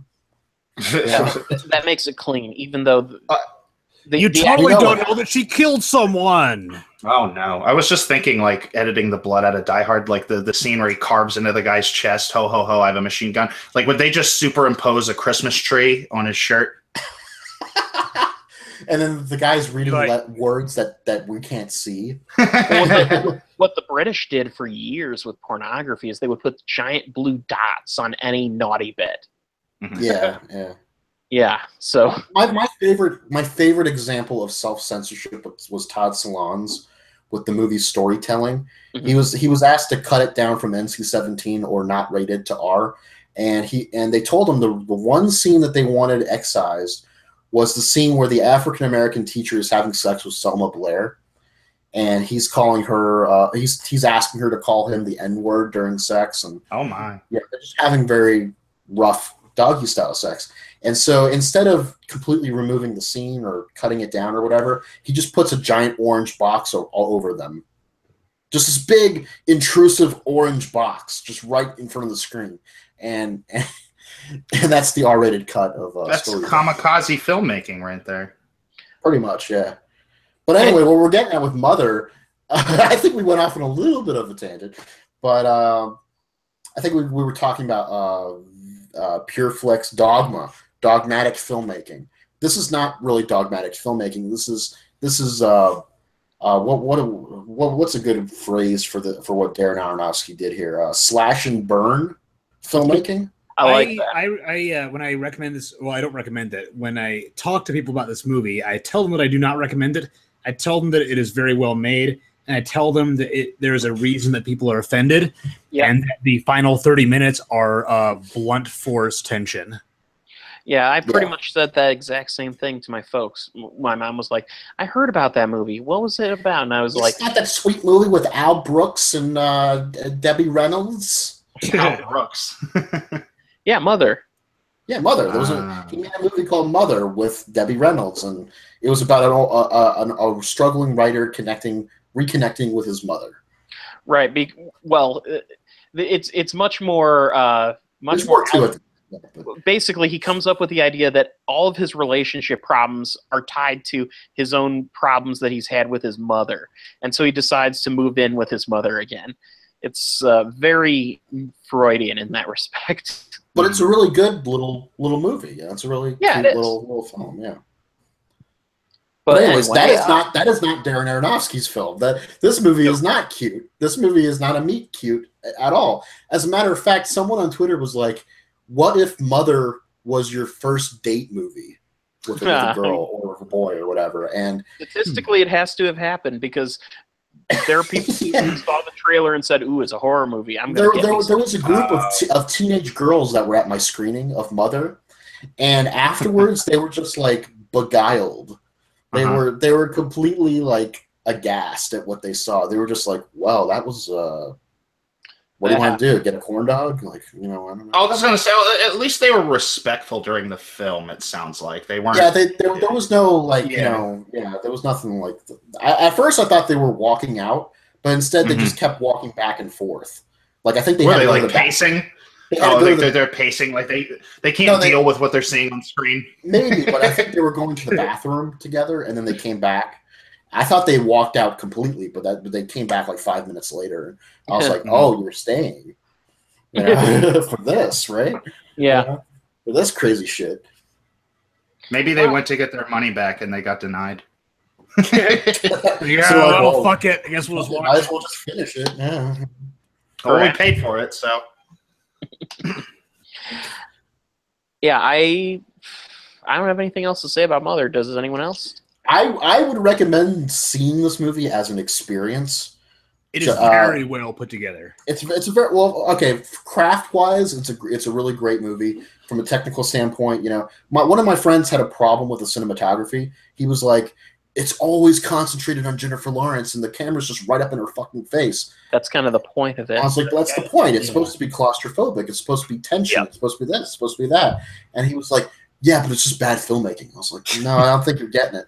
But anyways, it's well crafted. It's a really good movie. Darren Aronofsky, of course, is a great filmmaker. However, you might be put off by the vainglory of it all, by the absolute sheer confidence, overconfidence in the filmmaker, in the filmmaking, and in the storytelling, and in how, I guess you could say this movie is a bit intrusive. Yeah, you know what I mean? get the feeling that Aronofsky is very self-satisfied that he made this movie. Yes. I would recommend after watching this movie, if you want to take the trip down the rabbit hole of Aronofsky, if you are not familiar with him at all, watch The Wrestler. That's a good come down movie from this, because that's his most grounded film. That's his most down to earth, dramatic. You get what you get. Really good, well crafted movie, but also just down to earth and not insane. What, you're not going to steer anyone towards Pi? Actually, Pi is fucking awesome. Pi is awesome. I saw that movie when I was in middle school. Oh yeah, I own it on DVD. Pi is that's an example of a weird movie done well. Like very well. Yes, it's experimental, but it's not for the sake of experiment. There's a clear vision that he has for it. And by the way, that's a movie with a lot of religious metaphor in it as well, except very Jewish. Yes. I saw that when I was in middle school, and no one else got it but me. Like, I tried showing it to my dad. He fell asleep during it. and I tried talking about it with my friends. They were like, "What's pi? That math thing?" I was like, "Yeah, but it's also a movie." something. 3.1465, yeah. There you go. 14159. 14159, so on and so forth, yeah. Unless you're this guy, he can crack the code and that kind of thing. But I do disagree with Mother being a wide release. That was very peculiar. That was a big chance they took, and it didn't work out. No, I have to credit Paramount with trying, but I do agree. This is the first time I'm going to reference, because we always bring up Red Letter Media. But one thing they said is the problem is, by pushing this particular film, a film that's guaranteed to be hated by so many people who watch it, you are kind of turning a lot of potential film fans who haven't become one yet off by them thinking, "Oh, this is some artsy fartsy shit." Mm-hmm. Yeah. Well, not to mention, like, so it should have been an indie film, kind of like something like The Big Sick, which started out at a couple of theaters, and then word of mouth grows. Some people some people hated it, some people loved it. It's like, "Oh, what is this movie? Like, I should see it. When is it coming to my town?" And letting it kind of grow organically into more theaters. But instead, like, when I went to go see it, they had a trailer for it, which is a new trailer with text saying, like, "You'll never answer the door again. You'll never forget where you were when you first saw it." Well, the main problem with marketing it like the Big Sick is the Big Hero Sick. Mother was made for like $30 million. This is a movie that, first of all, you could have easily made for probably half that or less. Yeah. And so this movie, clearly actors got themselves paid. And the problem that presents itself is once you make a movie for, I would say, more than $20 million, once you start getting up there and above, you now are dependent on this film's success in the box office in order to pull a profit, because rentals and such are a much smaller venue for profit sharing. And that's, in my opinion, that's kind of one of the amazing things about James Gunn's film Super, is that all the actors took a pay cut to work on that. Mm-hmm. And that movie, what's the budget on that thing? Like 10,000? 10 something. I mean, it's not that low. No, I meant on Super, it was like, I think 5 million or 4 million. 2.5. It was very low. Yeah. Mm-hmm. I know Kevin Bacon specifically, and probably Liv Tyler. And the movie was still a box office bomb.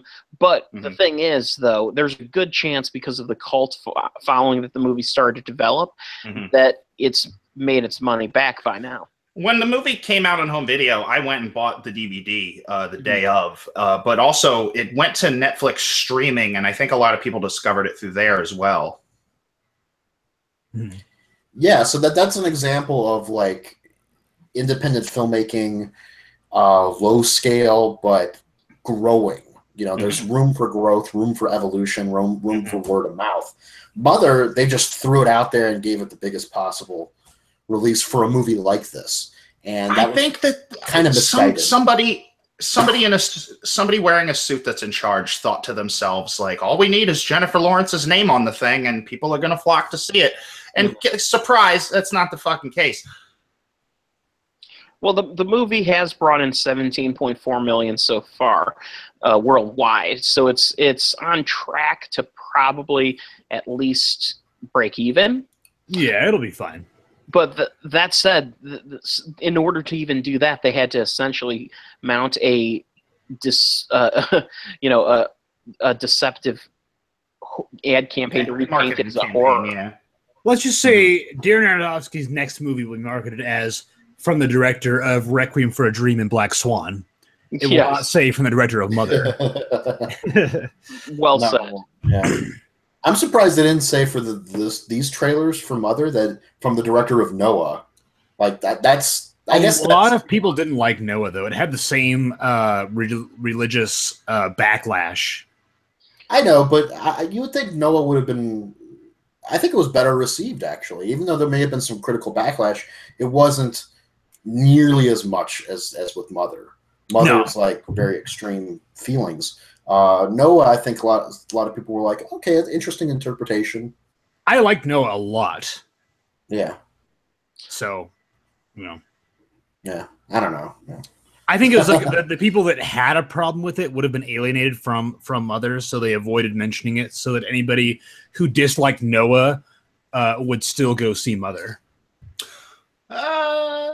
Yeah, guys, you guys were talking about Darren Aronofsky, and I was going to say my favorite thing he ever did was have Russell Crowe try to kill a fucking infant.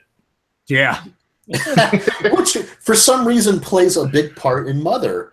Yeah. Like, they just go back to killing babies again. Like, there's just some, you know. Darren Aronofsky has a weird fascination with dead babies. I don't know if it's a fascination of his or if it's something in the Bible that just keeps happening. You know? Probably like, both. They want to cut a baby in half. They kill Jesus, who's young. They do this. They do that. Like, dude, what is it with infanticide? I think at the end of the day, Darren Aronofsky, I hope he keeps doing this, but I hope he like reins it in a little bit better, is that his interpretations of the Bible, like I love as somebody who grew up with the Bible, you know, because I was raised Catholic, and I have certain interpretations of the scripture. I think seeing these interpretations from what I would call an outside observer and seeing how somebody who would maybe just pick up the Bible and start reading it would interpret it, seeing that put on the screen is really interesting. Yeah, I can see where you're coming from. And, you know, some people just want to see a movie with dead babies. Yeah. Yeah, that too. But as he gets one more movie to show either way. Yeah, as Alice Cooper Well, said, you know, babies Toxic can't take Avenger. care of themselves. Toxic Avenger has the best child being killed sequence. That was a kid's head getting run over by a car. That's watermelon, right? That's a DVD cover quote. Yes. Yes, child getting killed sequence. Have you watched the first Toxic Avenger film, Hawk? Yeah. Okay, cool. Yeah, It's a very fun movie. Oh, it is. Yeah, I make at least every 2 or 3 years I put it on, and it's great. Usually with people who've never seen it before. Especially the watermelon scene. Mm-hmm. I just like him before he becomes Toxic Avenger. He's this awkward, nerdy guy, and everyone's picking on him, you know. Melvin, yeah. He's just like, oh, he might as well be Pat. From Live. oh, God. Yeah. It's Pat. Oh, yeah. A lot of people ask, what's Pat? Yeah, the movie does not answer that question, I don't think. No, it doesn't. The movie... like a guy or a girl. I don't know. That is a concept that you literally can never do again with the whole fact that LGBTQ thing. Oh yeah, can you imagine how much that movie would be protested now? That would be a good thing though, wouldn't it, for the film's press? I think in terms of inclusion of characters, you could spin it that way. There might be people would still have a problem. I don't know. People would still have a problem, like, why didn't you cast an actor that actually is trans, or why did you even do this movie in the first place? It's just stereotypes, you know, that kind of thing. When I went to see Tropic Thunder, there were people literally protesting outside the theater. Yeah, I know. My mom, who's an advocate for people with disabilities, did not like that people were protesting. Right. You know, she was like, "We have freedom of speech in this country, like, you know, and it's just a movie." And from what I understand, the movie's being stupid about it. Not to mention, like the movie's whole hook was actors that get too deep into their roles. Right. Yes. Right. My mom understood that. She was like, "Look, I'm not going to protest something that you guys are misunderstanding. You know, the context of." So she got that, and and other groups were like, "But Cindy, you know, we don't understand." She was like, "What's there to understand?" You know, like, I don't want to protest this fucking movie. You know, and there's just more important fish to fry. But yeah, no, people will find excuses for almost anything, and studios are not now aside from Paramount and Mother, studios in general won't really be taking any chances anytime soon. So. Yeah, the big movement now is a lot of movies or TV shows in which a person with a physical disability is played by a normal actor, and people are pushing for, you know, actual disabled performers, which I agree with, but I'm also kind of like, well, you got to also have that actor in there, like that star. The problem is you're getting to such a thin pool of capable actors when you start doing that. I mean, don't get me wrong. That sounds kind of it's to me that sounds dumb, just because it's like if you wrote a character to be a specific way, you want to hire the best person that can portray the thing that you came up with. And unless you're a director like Werner Herzog, who is able to get profoundly strong performances out of non-actors, but it takes a special kind of filmmaker to do that. Mm-hmm. There's a lot of disabled critics online who call this trend cripping up. Yeah, I've heard about. It's like their version of blackface. I ride the fence on this. I'm kind of like, well, I see your point, but as long as they're doing justice by the character, as long as they're doing justice to the themes and to that character's issues, I think it's okay. Was that kid on Malcolm in the Middle in a wheelchair really? Was he a disabled actor or no? I don't know. That's an interesting thing.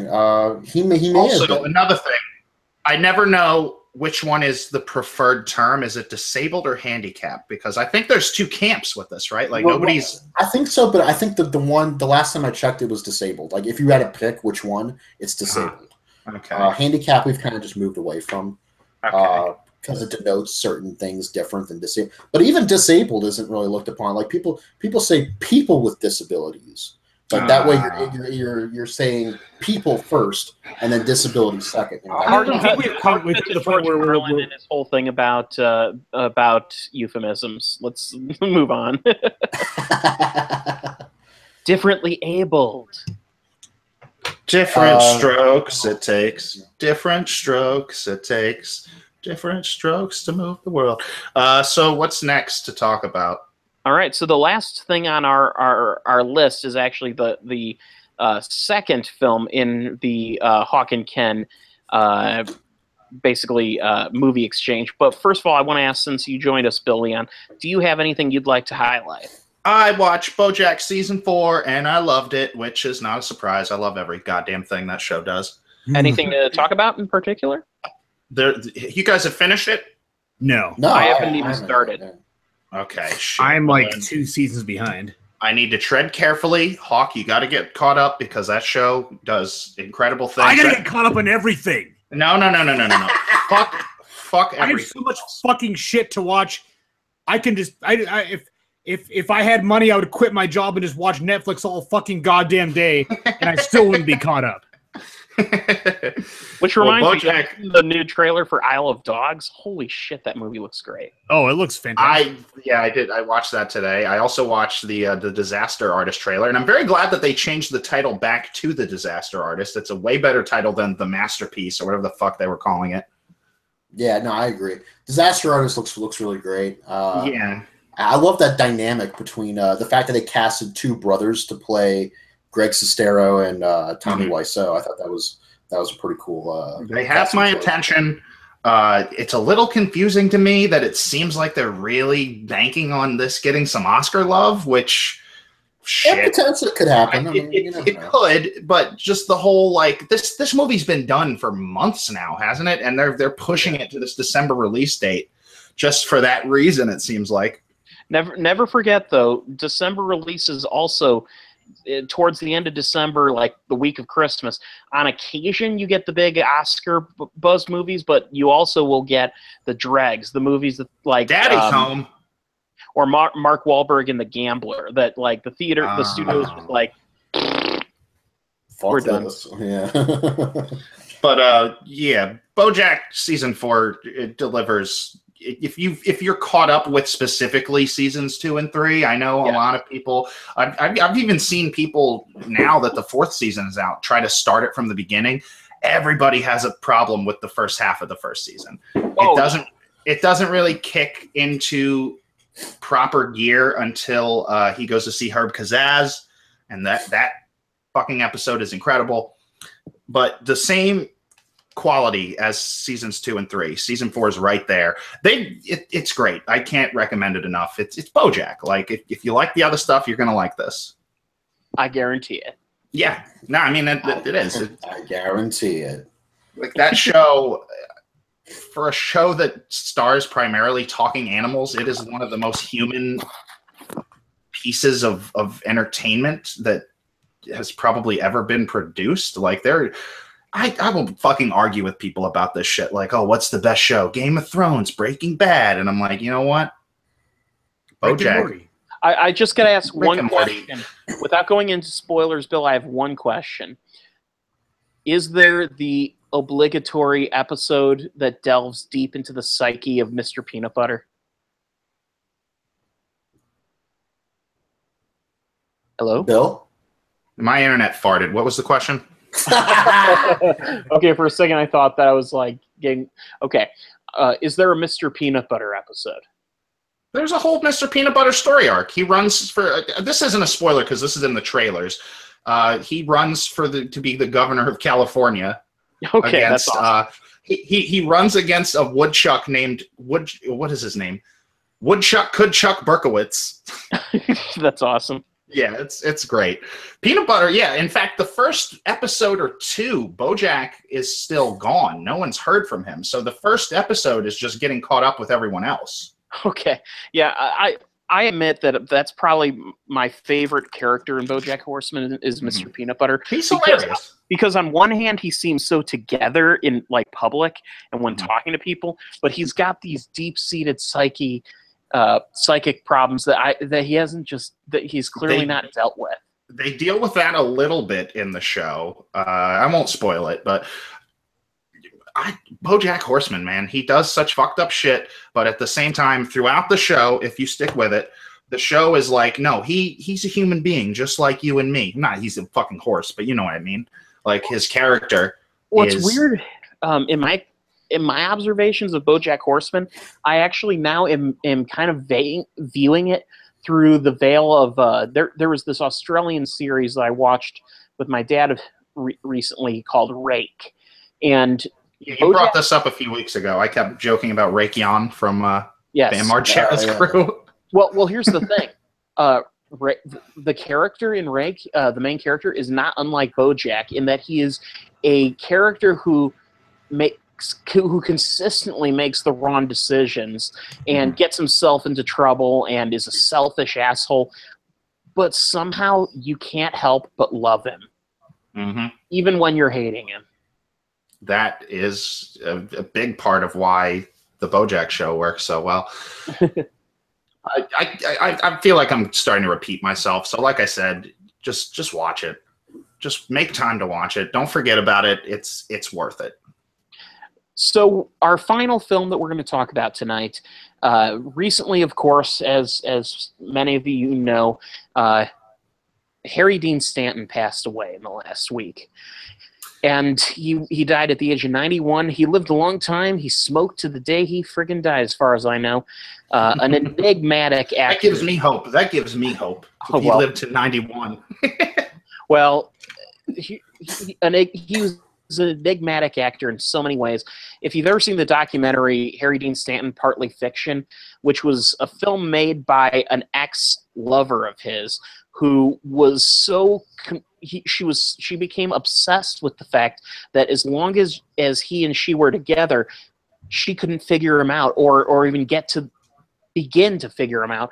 And so she made a documentary trying to figure him out and came to the conclusion that you're never going to figure him out.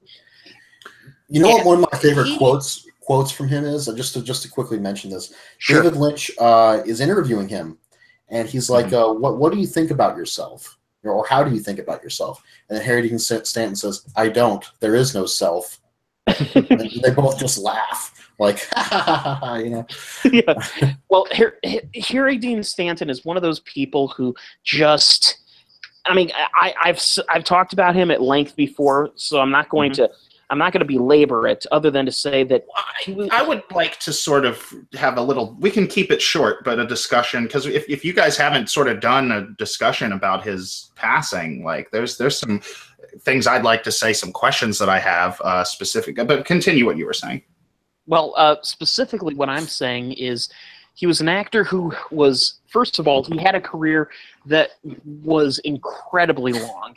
He worked from the mid-1950s all the way up to his death. And in fact, there's a movie that comes out later this year. It played at South by Southwest called Lucky. That is the second film that he ever made in which he was a starring role. The first being the film we're going to be talking about in a minute here, which is Paris, Texas. Yeah, Lucky's actually playing near me this weekend. Oh, really? Well, yeah. If you have an opportunity to see it, I've heard nothing but good. Yeah, I'm gonna try to. David Lynch stars in it too. Yeah. I have a question for you guys that maybe you can help me with. All right. Back in 2009, I tried to watch a movie called Repo Man, and I think my tastes were a little different. Like I didn't really give the film. It didn't faze me, and I wasn't really thrilled with it. Should I rewatch it, is the question. Yes. Absolutely. Repo Man is one of those... First of all, it is a movie that you have to be in a certain mood to watch, because I think it's very easy for someone to tell you that, oh, this movie's hilarious, you're going to love it. But it's not just a comedy. There's a lot to it. Alex Cox is a weird motherfucker. Right. And especially during that period of time, he was very weird. This movie is very punk. Not just the music. I mean, it's just very, I don't want to say transgressive necessarily, but it's very in your face. Mm-hmm.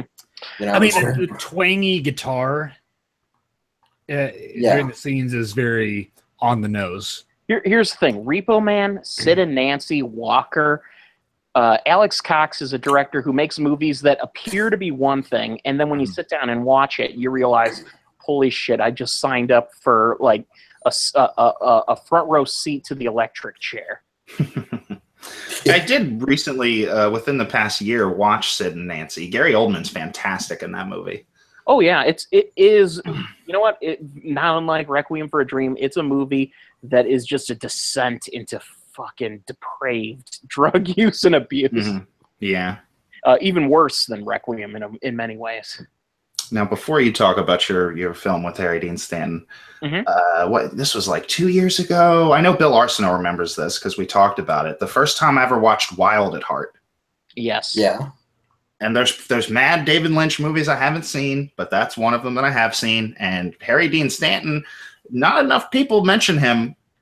That's actually my favorite. Talk about that one film. of my favorite Harry Dean Stanton performances is Wild at Heart. Yeah, he's fantastic in that movie. Specifically, the scene where he's being tied up. He's got a scarf or something around his mouth, and there's all this weird shit happening around him right before he's assassinated, and he's just looking around like, "What?"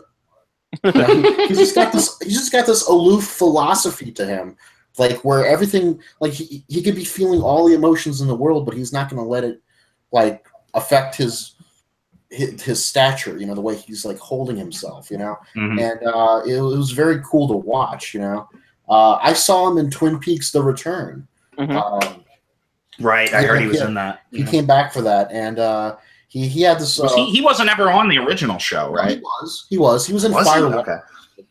Oh, he's in the movie. Okay, I haven't watched the movie, and I haven't seen all of season 2 yet. I don't know if I'm going. Yeah, I don't know if you really technically don't have to have seen the previous seasons, but it would help a little bit. But anyways, he plays the same character, this trailer park owner, and he's just walking around town and everything. There's a scene in the new season where he's just sitting on a bench and he's kind of enjoying things, drinking a coffee, and this kid gets hit by a truck, and he goes over to the body and he sees this ghostly apparition fly away from it into the sky, and he's just like, wow, And this season of Twin Peaks: The Return has a lot of moments in there where recently deceased actors who are giving some of their final performances are almost have this moment of clarity where it's like you feel depressed watching them, but at the same time you feel comforted. Like Miguel Ferrer, there's a scene in there where he's talking to David Lynch, who plays Gordon Cole, and they're having hello, Miguel Ferrer. It's good to see you. Yes, exactly, and it's a very sad scene, even though what they're talking about has nothing to do with death. There's this subtext going on there that we know he's dead now in real life, and it's almost like it's a eulogy we're watching. It's very interesting how they almost foretell this stuff in a weird way, or at least assume that these things are going to happen to these actors. Like, we better get it done now before it happens. It's on my to-do list because honestly, the first season of Twin Peaks is just an amazing watch, super fascinating. I love Dale Cooper. Have you guys seen those Japanese coffee commercials that they did in the 90s? Yes, they're amazing. They're so ridiculous. So I think we should get into Paris, Texas, because I unfortunately did not get to see it this week. I had too much shit to. Before we get to Paris, Texas, since we're talking David Lynch, I want to say highlight one more Harry Dean Stanton performance. Harry Dean Stanton appeared in David Lynch's only PG-rated Disney that thing movie, with the lawnmower guy? The lawnmower dude. Yes. Yeah. Harry Dean Stanton appears as the brother of the main character at the very end of the movie. He's in the final shot, the final scene, and it's just the most emotionally powerful thing you've ever seen. If you've never seen this movie before, honestly, it still remains my favorite David Lynch movie just because it manages to do all of his weirdness in it encapsulates that in a surprisingly cohesive way that to me it feels like David Lynch was almost working overtime to make the film fit within the constraints of like a Disney drama, but keep it his thing. And it's amazing how well it comes together. And first of all, Richard Farnsworth does a great job in the lead role as Alvin Strait. Sissy Spacek, actually, we were just talking about people playing someone with disability. She plays a woman who clearly has some learning disabilities, and it's a powerful role. But Harry Dean Stanton steals that last scene in the movie. Mm-hmm. And I think I had read like David Lynch He was like, "Oh, I'm not satisfied just making a film that's, you know, not abstract and somewhat coherent. I want to film it in the most ridiculously difficult way that I can find to film this movie." Wasn't there like they filmed it? It was like a lot of problems, right? Oh yeah, it was actually a pretty troubled production, but it became successful because of that, and it's just such a art through adversity. The whole concept is just about this old guy who finds out that his brother might be dying, and he has this long, deep-seated fight that he's had with his brother. He hasn't talked to him in years, and he's so desperate to to go visit his brother that he, not having a driver's license, he decides to get on his fucking riding lawnmower and drive from I think he lives in like Iowa and drives to Wisconsin. Hello, Michael Eisner. Good to meet you, David Lynch. I'd like to make a film for Disney. By the way, come over to my house. We'll have some quinoa. We've got quinoa. Or quinoa. So we can watch a movie. I just got it on DVD. It's called Kuzo. I would love to have you over. Oh God. You're so great at impressions, Bill. So that brings us to Paris, Texas. Now, I've seen the movie before, but I rewatched it. Now, Hawk, since you saw it for the first time, I'm curious for your thoughts. It's long as fuck, but it is a lengthy movie. Yeah, it's Wim Wenders. Wim Wenders always kind of overdoes that. It's the movie has this very kind of, I don't want to say listless, but it's the cadence of the film is so pleasant. That's an interesting way to put it. Yeah, because this guy just kind of walks out of the desert and he doesn't speak. He apparently doesn't know who he is, and he finds his brother finds him rather. Well, what happens is he stumbles onto a gas station, and then the German doctor, who is kind of startlingly out of place once all is said and done, is able to contact his brother, and his brother comes and gets him and wants to figure out what's going on with him. And then this character Travis reintegrates himself into his old life. He has to reconnect with his son, his biological son, who's been living with his brother and his sister-in-law for the past 4 years. His brother, played by Dean Stockwell, who is, of course, another David Lynch regular.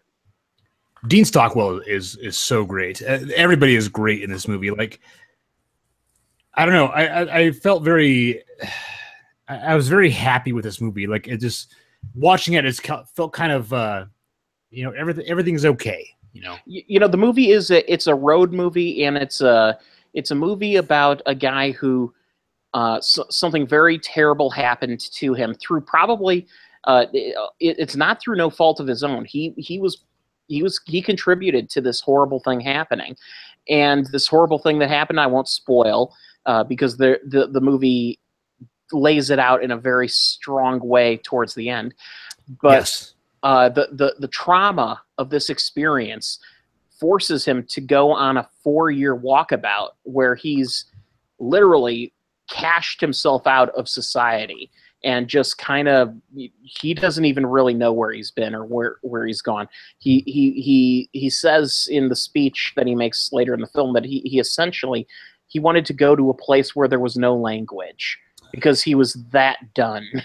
and that scene where everything is finally revealed is so wonderfully staged and so emotional. Like, again, the movie is very long, but it feels like enough happens to fill that running time. There are so many amazing character moments and so many great conversations that just continue to build piece by piece the past of Travis's character. And then when it finally gets to that big reveal of what actually happened, it's done in a way that's very basic in terms of filmmaking and perspective, but the way it's staged and the way that the characters are placed is really, really touching. It's this beautiful moment between Harry Dean Stanton and Nastasha Kinski, who, by the way, if you don't know, Nastasha Kinski is the daughter of Klaus Kinski, the famous madman actor.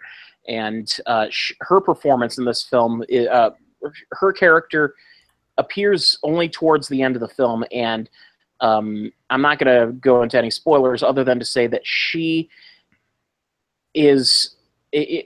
what's great about it is the character that she plays has these subtle nuances to her that show that she's in a place that she doesn't want to be. She's in a place that she knows, not unlike Harry Dean Stanton's character, she has consigned herself to this kind of monk-like existence, doing something that, you know, that's going to earn her income, but doing something that is...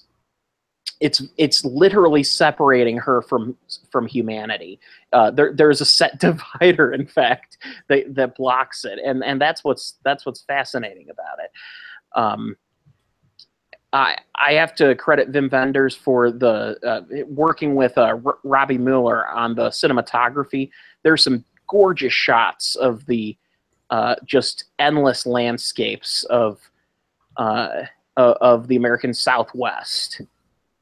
And that opening sequence in which Harry Dean Stanton walks through the desert, carrying a decrepit gallon jug of water, is just, it's one of the weirder images that film has conjured. It's a really well shot film. Like the lands, I really love movies that allow the camera to pull back and just really drink in the landscape. Mm-hmm. And the visuals. Oh yeah, the visuals are complemented, of course, by a wonderfully underplayed bluegrassy score by Ry Cooder. And you guys have heard me go on about Ry Cooder before. Awesome. He played on Captain Beefheart's first record. Yes, he did. He's an awesome multi-instrumentalist. He and Wim Wenders assembled the Buena Vista Social Club, which was a group of Cuban musicians who hadn't played for years because when Castro took over, the kind of music they played was essentially outlawed. Mm-hmm. And he and Wim Wenders essentially together created a resurgence in the love of Cuban traditional music. And the score he gives this movie is beautiful. It really... That group, Buena Vista Social Club, they only put out one record, right? Well, actually, they put out one studio record and one live record, and then actually just like a year or so ago, they reunited. And Wim Wenders, I think, produced a reunion film, and Ry Cooder actually produced the reunion album. And it's supposed to be just awesome, actually. Well, yeah, just as a side, that the studio record that they cut, what was that, in the 80s or the 90s? It's worth noting that Buena Vista Social Club isn't a band so much as it is a artist commune, like sort of collective. It's a collection of these various Cuban artists who all sort of as a group, they are the Buena Vista Social Club, which was named after one of the clubs, the pre-Castro music clubs that was in Havana. Great record, check it out. It's fantastic. Oh yeah, but Paris, Texas is also, you know, it's one of those movies that, yes, it's lengthy. The movie's 2.5 hours long, but it's one of these movies where you're sort of, if this is kind of one of the ultimate road trip kind of movies, because you're along for the ride and you're following it as it takes its twists and its turns. It's very dreamlike too. Yes, very much, especially because of the way it reveals elements of what happened in his past. One of my favorite parts of the movie is mid-film, where Harry Dean Stanton's character is just starting to seem human again. He's talking, he's been living at home, and Dean Stockwell's character says, from like 5 years ago when we went on a vacation before, everyone went everything went bad, basically. He says, I have some home movies I took, and I edited it together. And he sits Harry Dean Stanton down and shows him home movies. And you see the look on Harry's face as he's noticed. It's like everything that he's been blocking out of his mind for the last 4 years is coming back to him. And it's this wonderfully almost science fiction-y kind of moment where it's like he's having his memory uploaded back into his brain. It's the whole movie too. Like that's the linchpin of, most literally what the movie's about. But the whole film thematically feels like waking up. Mm-hmm. And what's great about it is the movie, or one of my favorite moments, is when Harry Dean Stanton's character Travis, his brother, they're at his house. And the wife is getting the couch ready for him to sleep on. Yes. And he's saying, he's not been sleeping at all. He's not going to sleep on that. What's the point? And Travis is kind of around the corner just listening to the conversation. Mm-hmm. And it's a lot of Travis's actions and Harry Dean Stanton's performance are about those really quiet moments in Travis's personality where he just listens or watches. And I think that really understated performance is the best ingredient of the movie. What's really fascinating is this is a movie where what Wim Wenders chooses to show you is very often what other modern conventional filmmakers would say is the boring part. In fact, the story that Harry Dean tells at the end, when you find out what was actually going on in his past, that is what most movies would have been about. Instead, he chooses to take the smaller moments and to highlight those and to show that these moments are more important than the big, violent, upheavals of life. It is these quiet moments that matter more.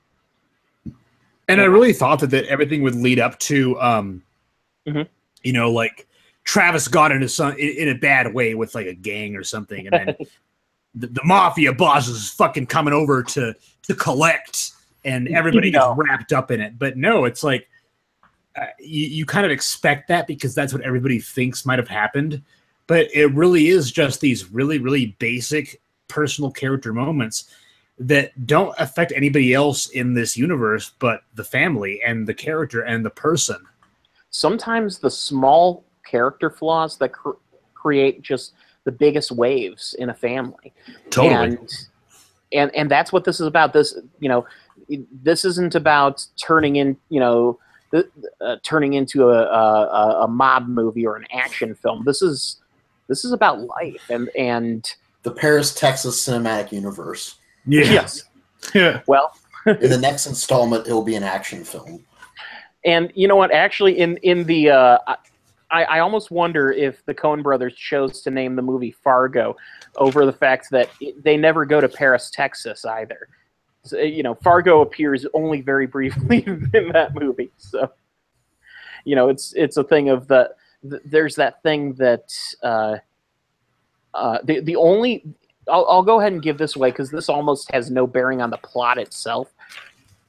But the only bearing that Paris, Texas has on the story is the fact that Harry Dean Stanton's character once purchased a plot of land in Paris, Texas, because he believes that his parents conceived him in that town. And there's now I won't go into there's something even deeper seated in that, but that comes out in the speech at the end. And by the way, Harry Dean Stanton is one of the few actors that could truly carry such a lengthy conversational speech like that. It takes one hell of an actor to make that convincing and keep it interesting for as long as it is, because it's like a 10 or 12 minute sequence.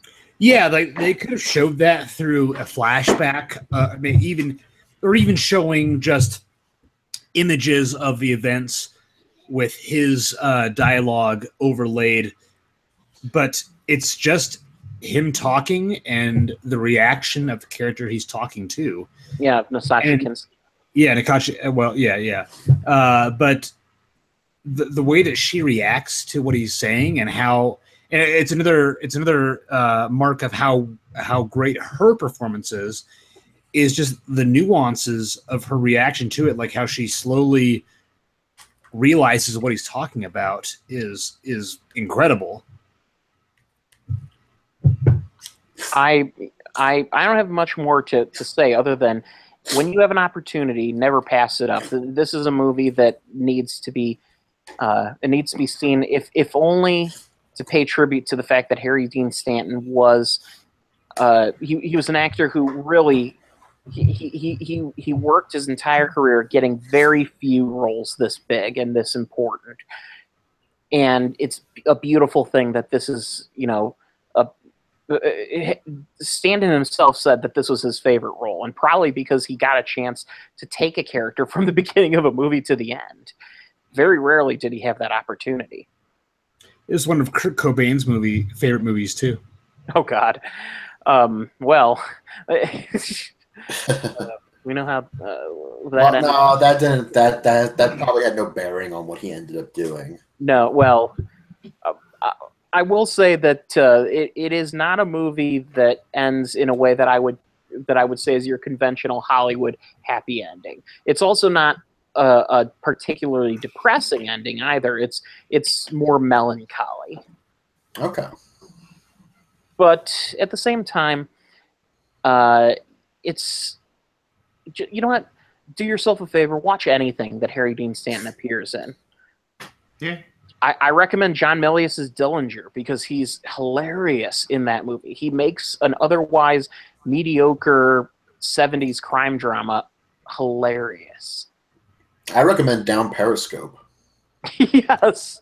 Yes. He's in like what, 5 minutes of that movie in actual. Yeah, but those 5 minutes he owns. He Yeah. plays the maintenance guy on the submarine, and he's like, you know, kid, you ever see a tin can get squeezed? He says like some jargon, some submarine jargon, and he puts up a string As the from one side of the room to the other as the submarine constricts. And he says something along the lines of, you know, he puts the string around and he says, as we dive deeper, you're going to watch the hull of this thing crush like an empty beer can. Yeah, but he says it with such conviction, and you believe it from this guy that this guy knows what he's fucking talking about. And by the way, Yeah. Stanton was in the Navy. He was on an LST during. Well, there you go. Too, so. There you go. He knew his shit. Mm-hmm. As a new recruit, we want you. We want you. So the moral of this story is watch down. In the Navy. Oh. I haven't seen. I saw that. I actually hadn't seen that movie for years. I rewatched it about 3 or 4 months ago, and it's actually pretty funny still. It's not great. Oh no, we go. It's not a movie that I would say I would introduce to like a younger audience and say, "Oh, this is a great comedy." But as someone who grew up in the '90s, I love that movie. It's appropriate. It's a good movie. Silly. Yeah, it's pretty good. All right, so I don't have anything else to talk about it. You guys? Nah. Yeah. We kind of went over quite a bit, actually. Yeah. Pretty over. So we will reconvene sometime next week. Same bat time, same bat channel, maybe. Who knows? We'll try. Yeah. We'll try. All right. Well, not this. Mother!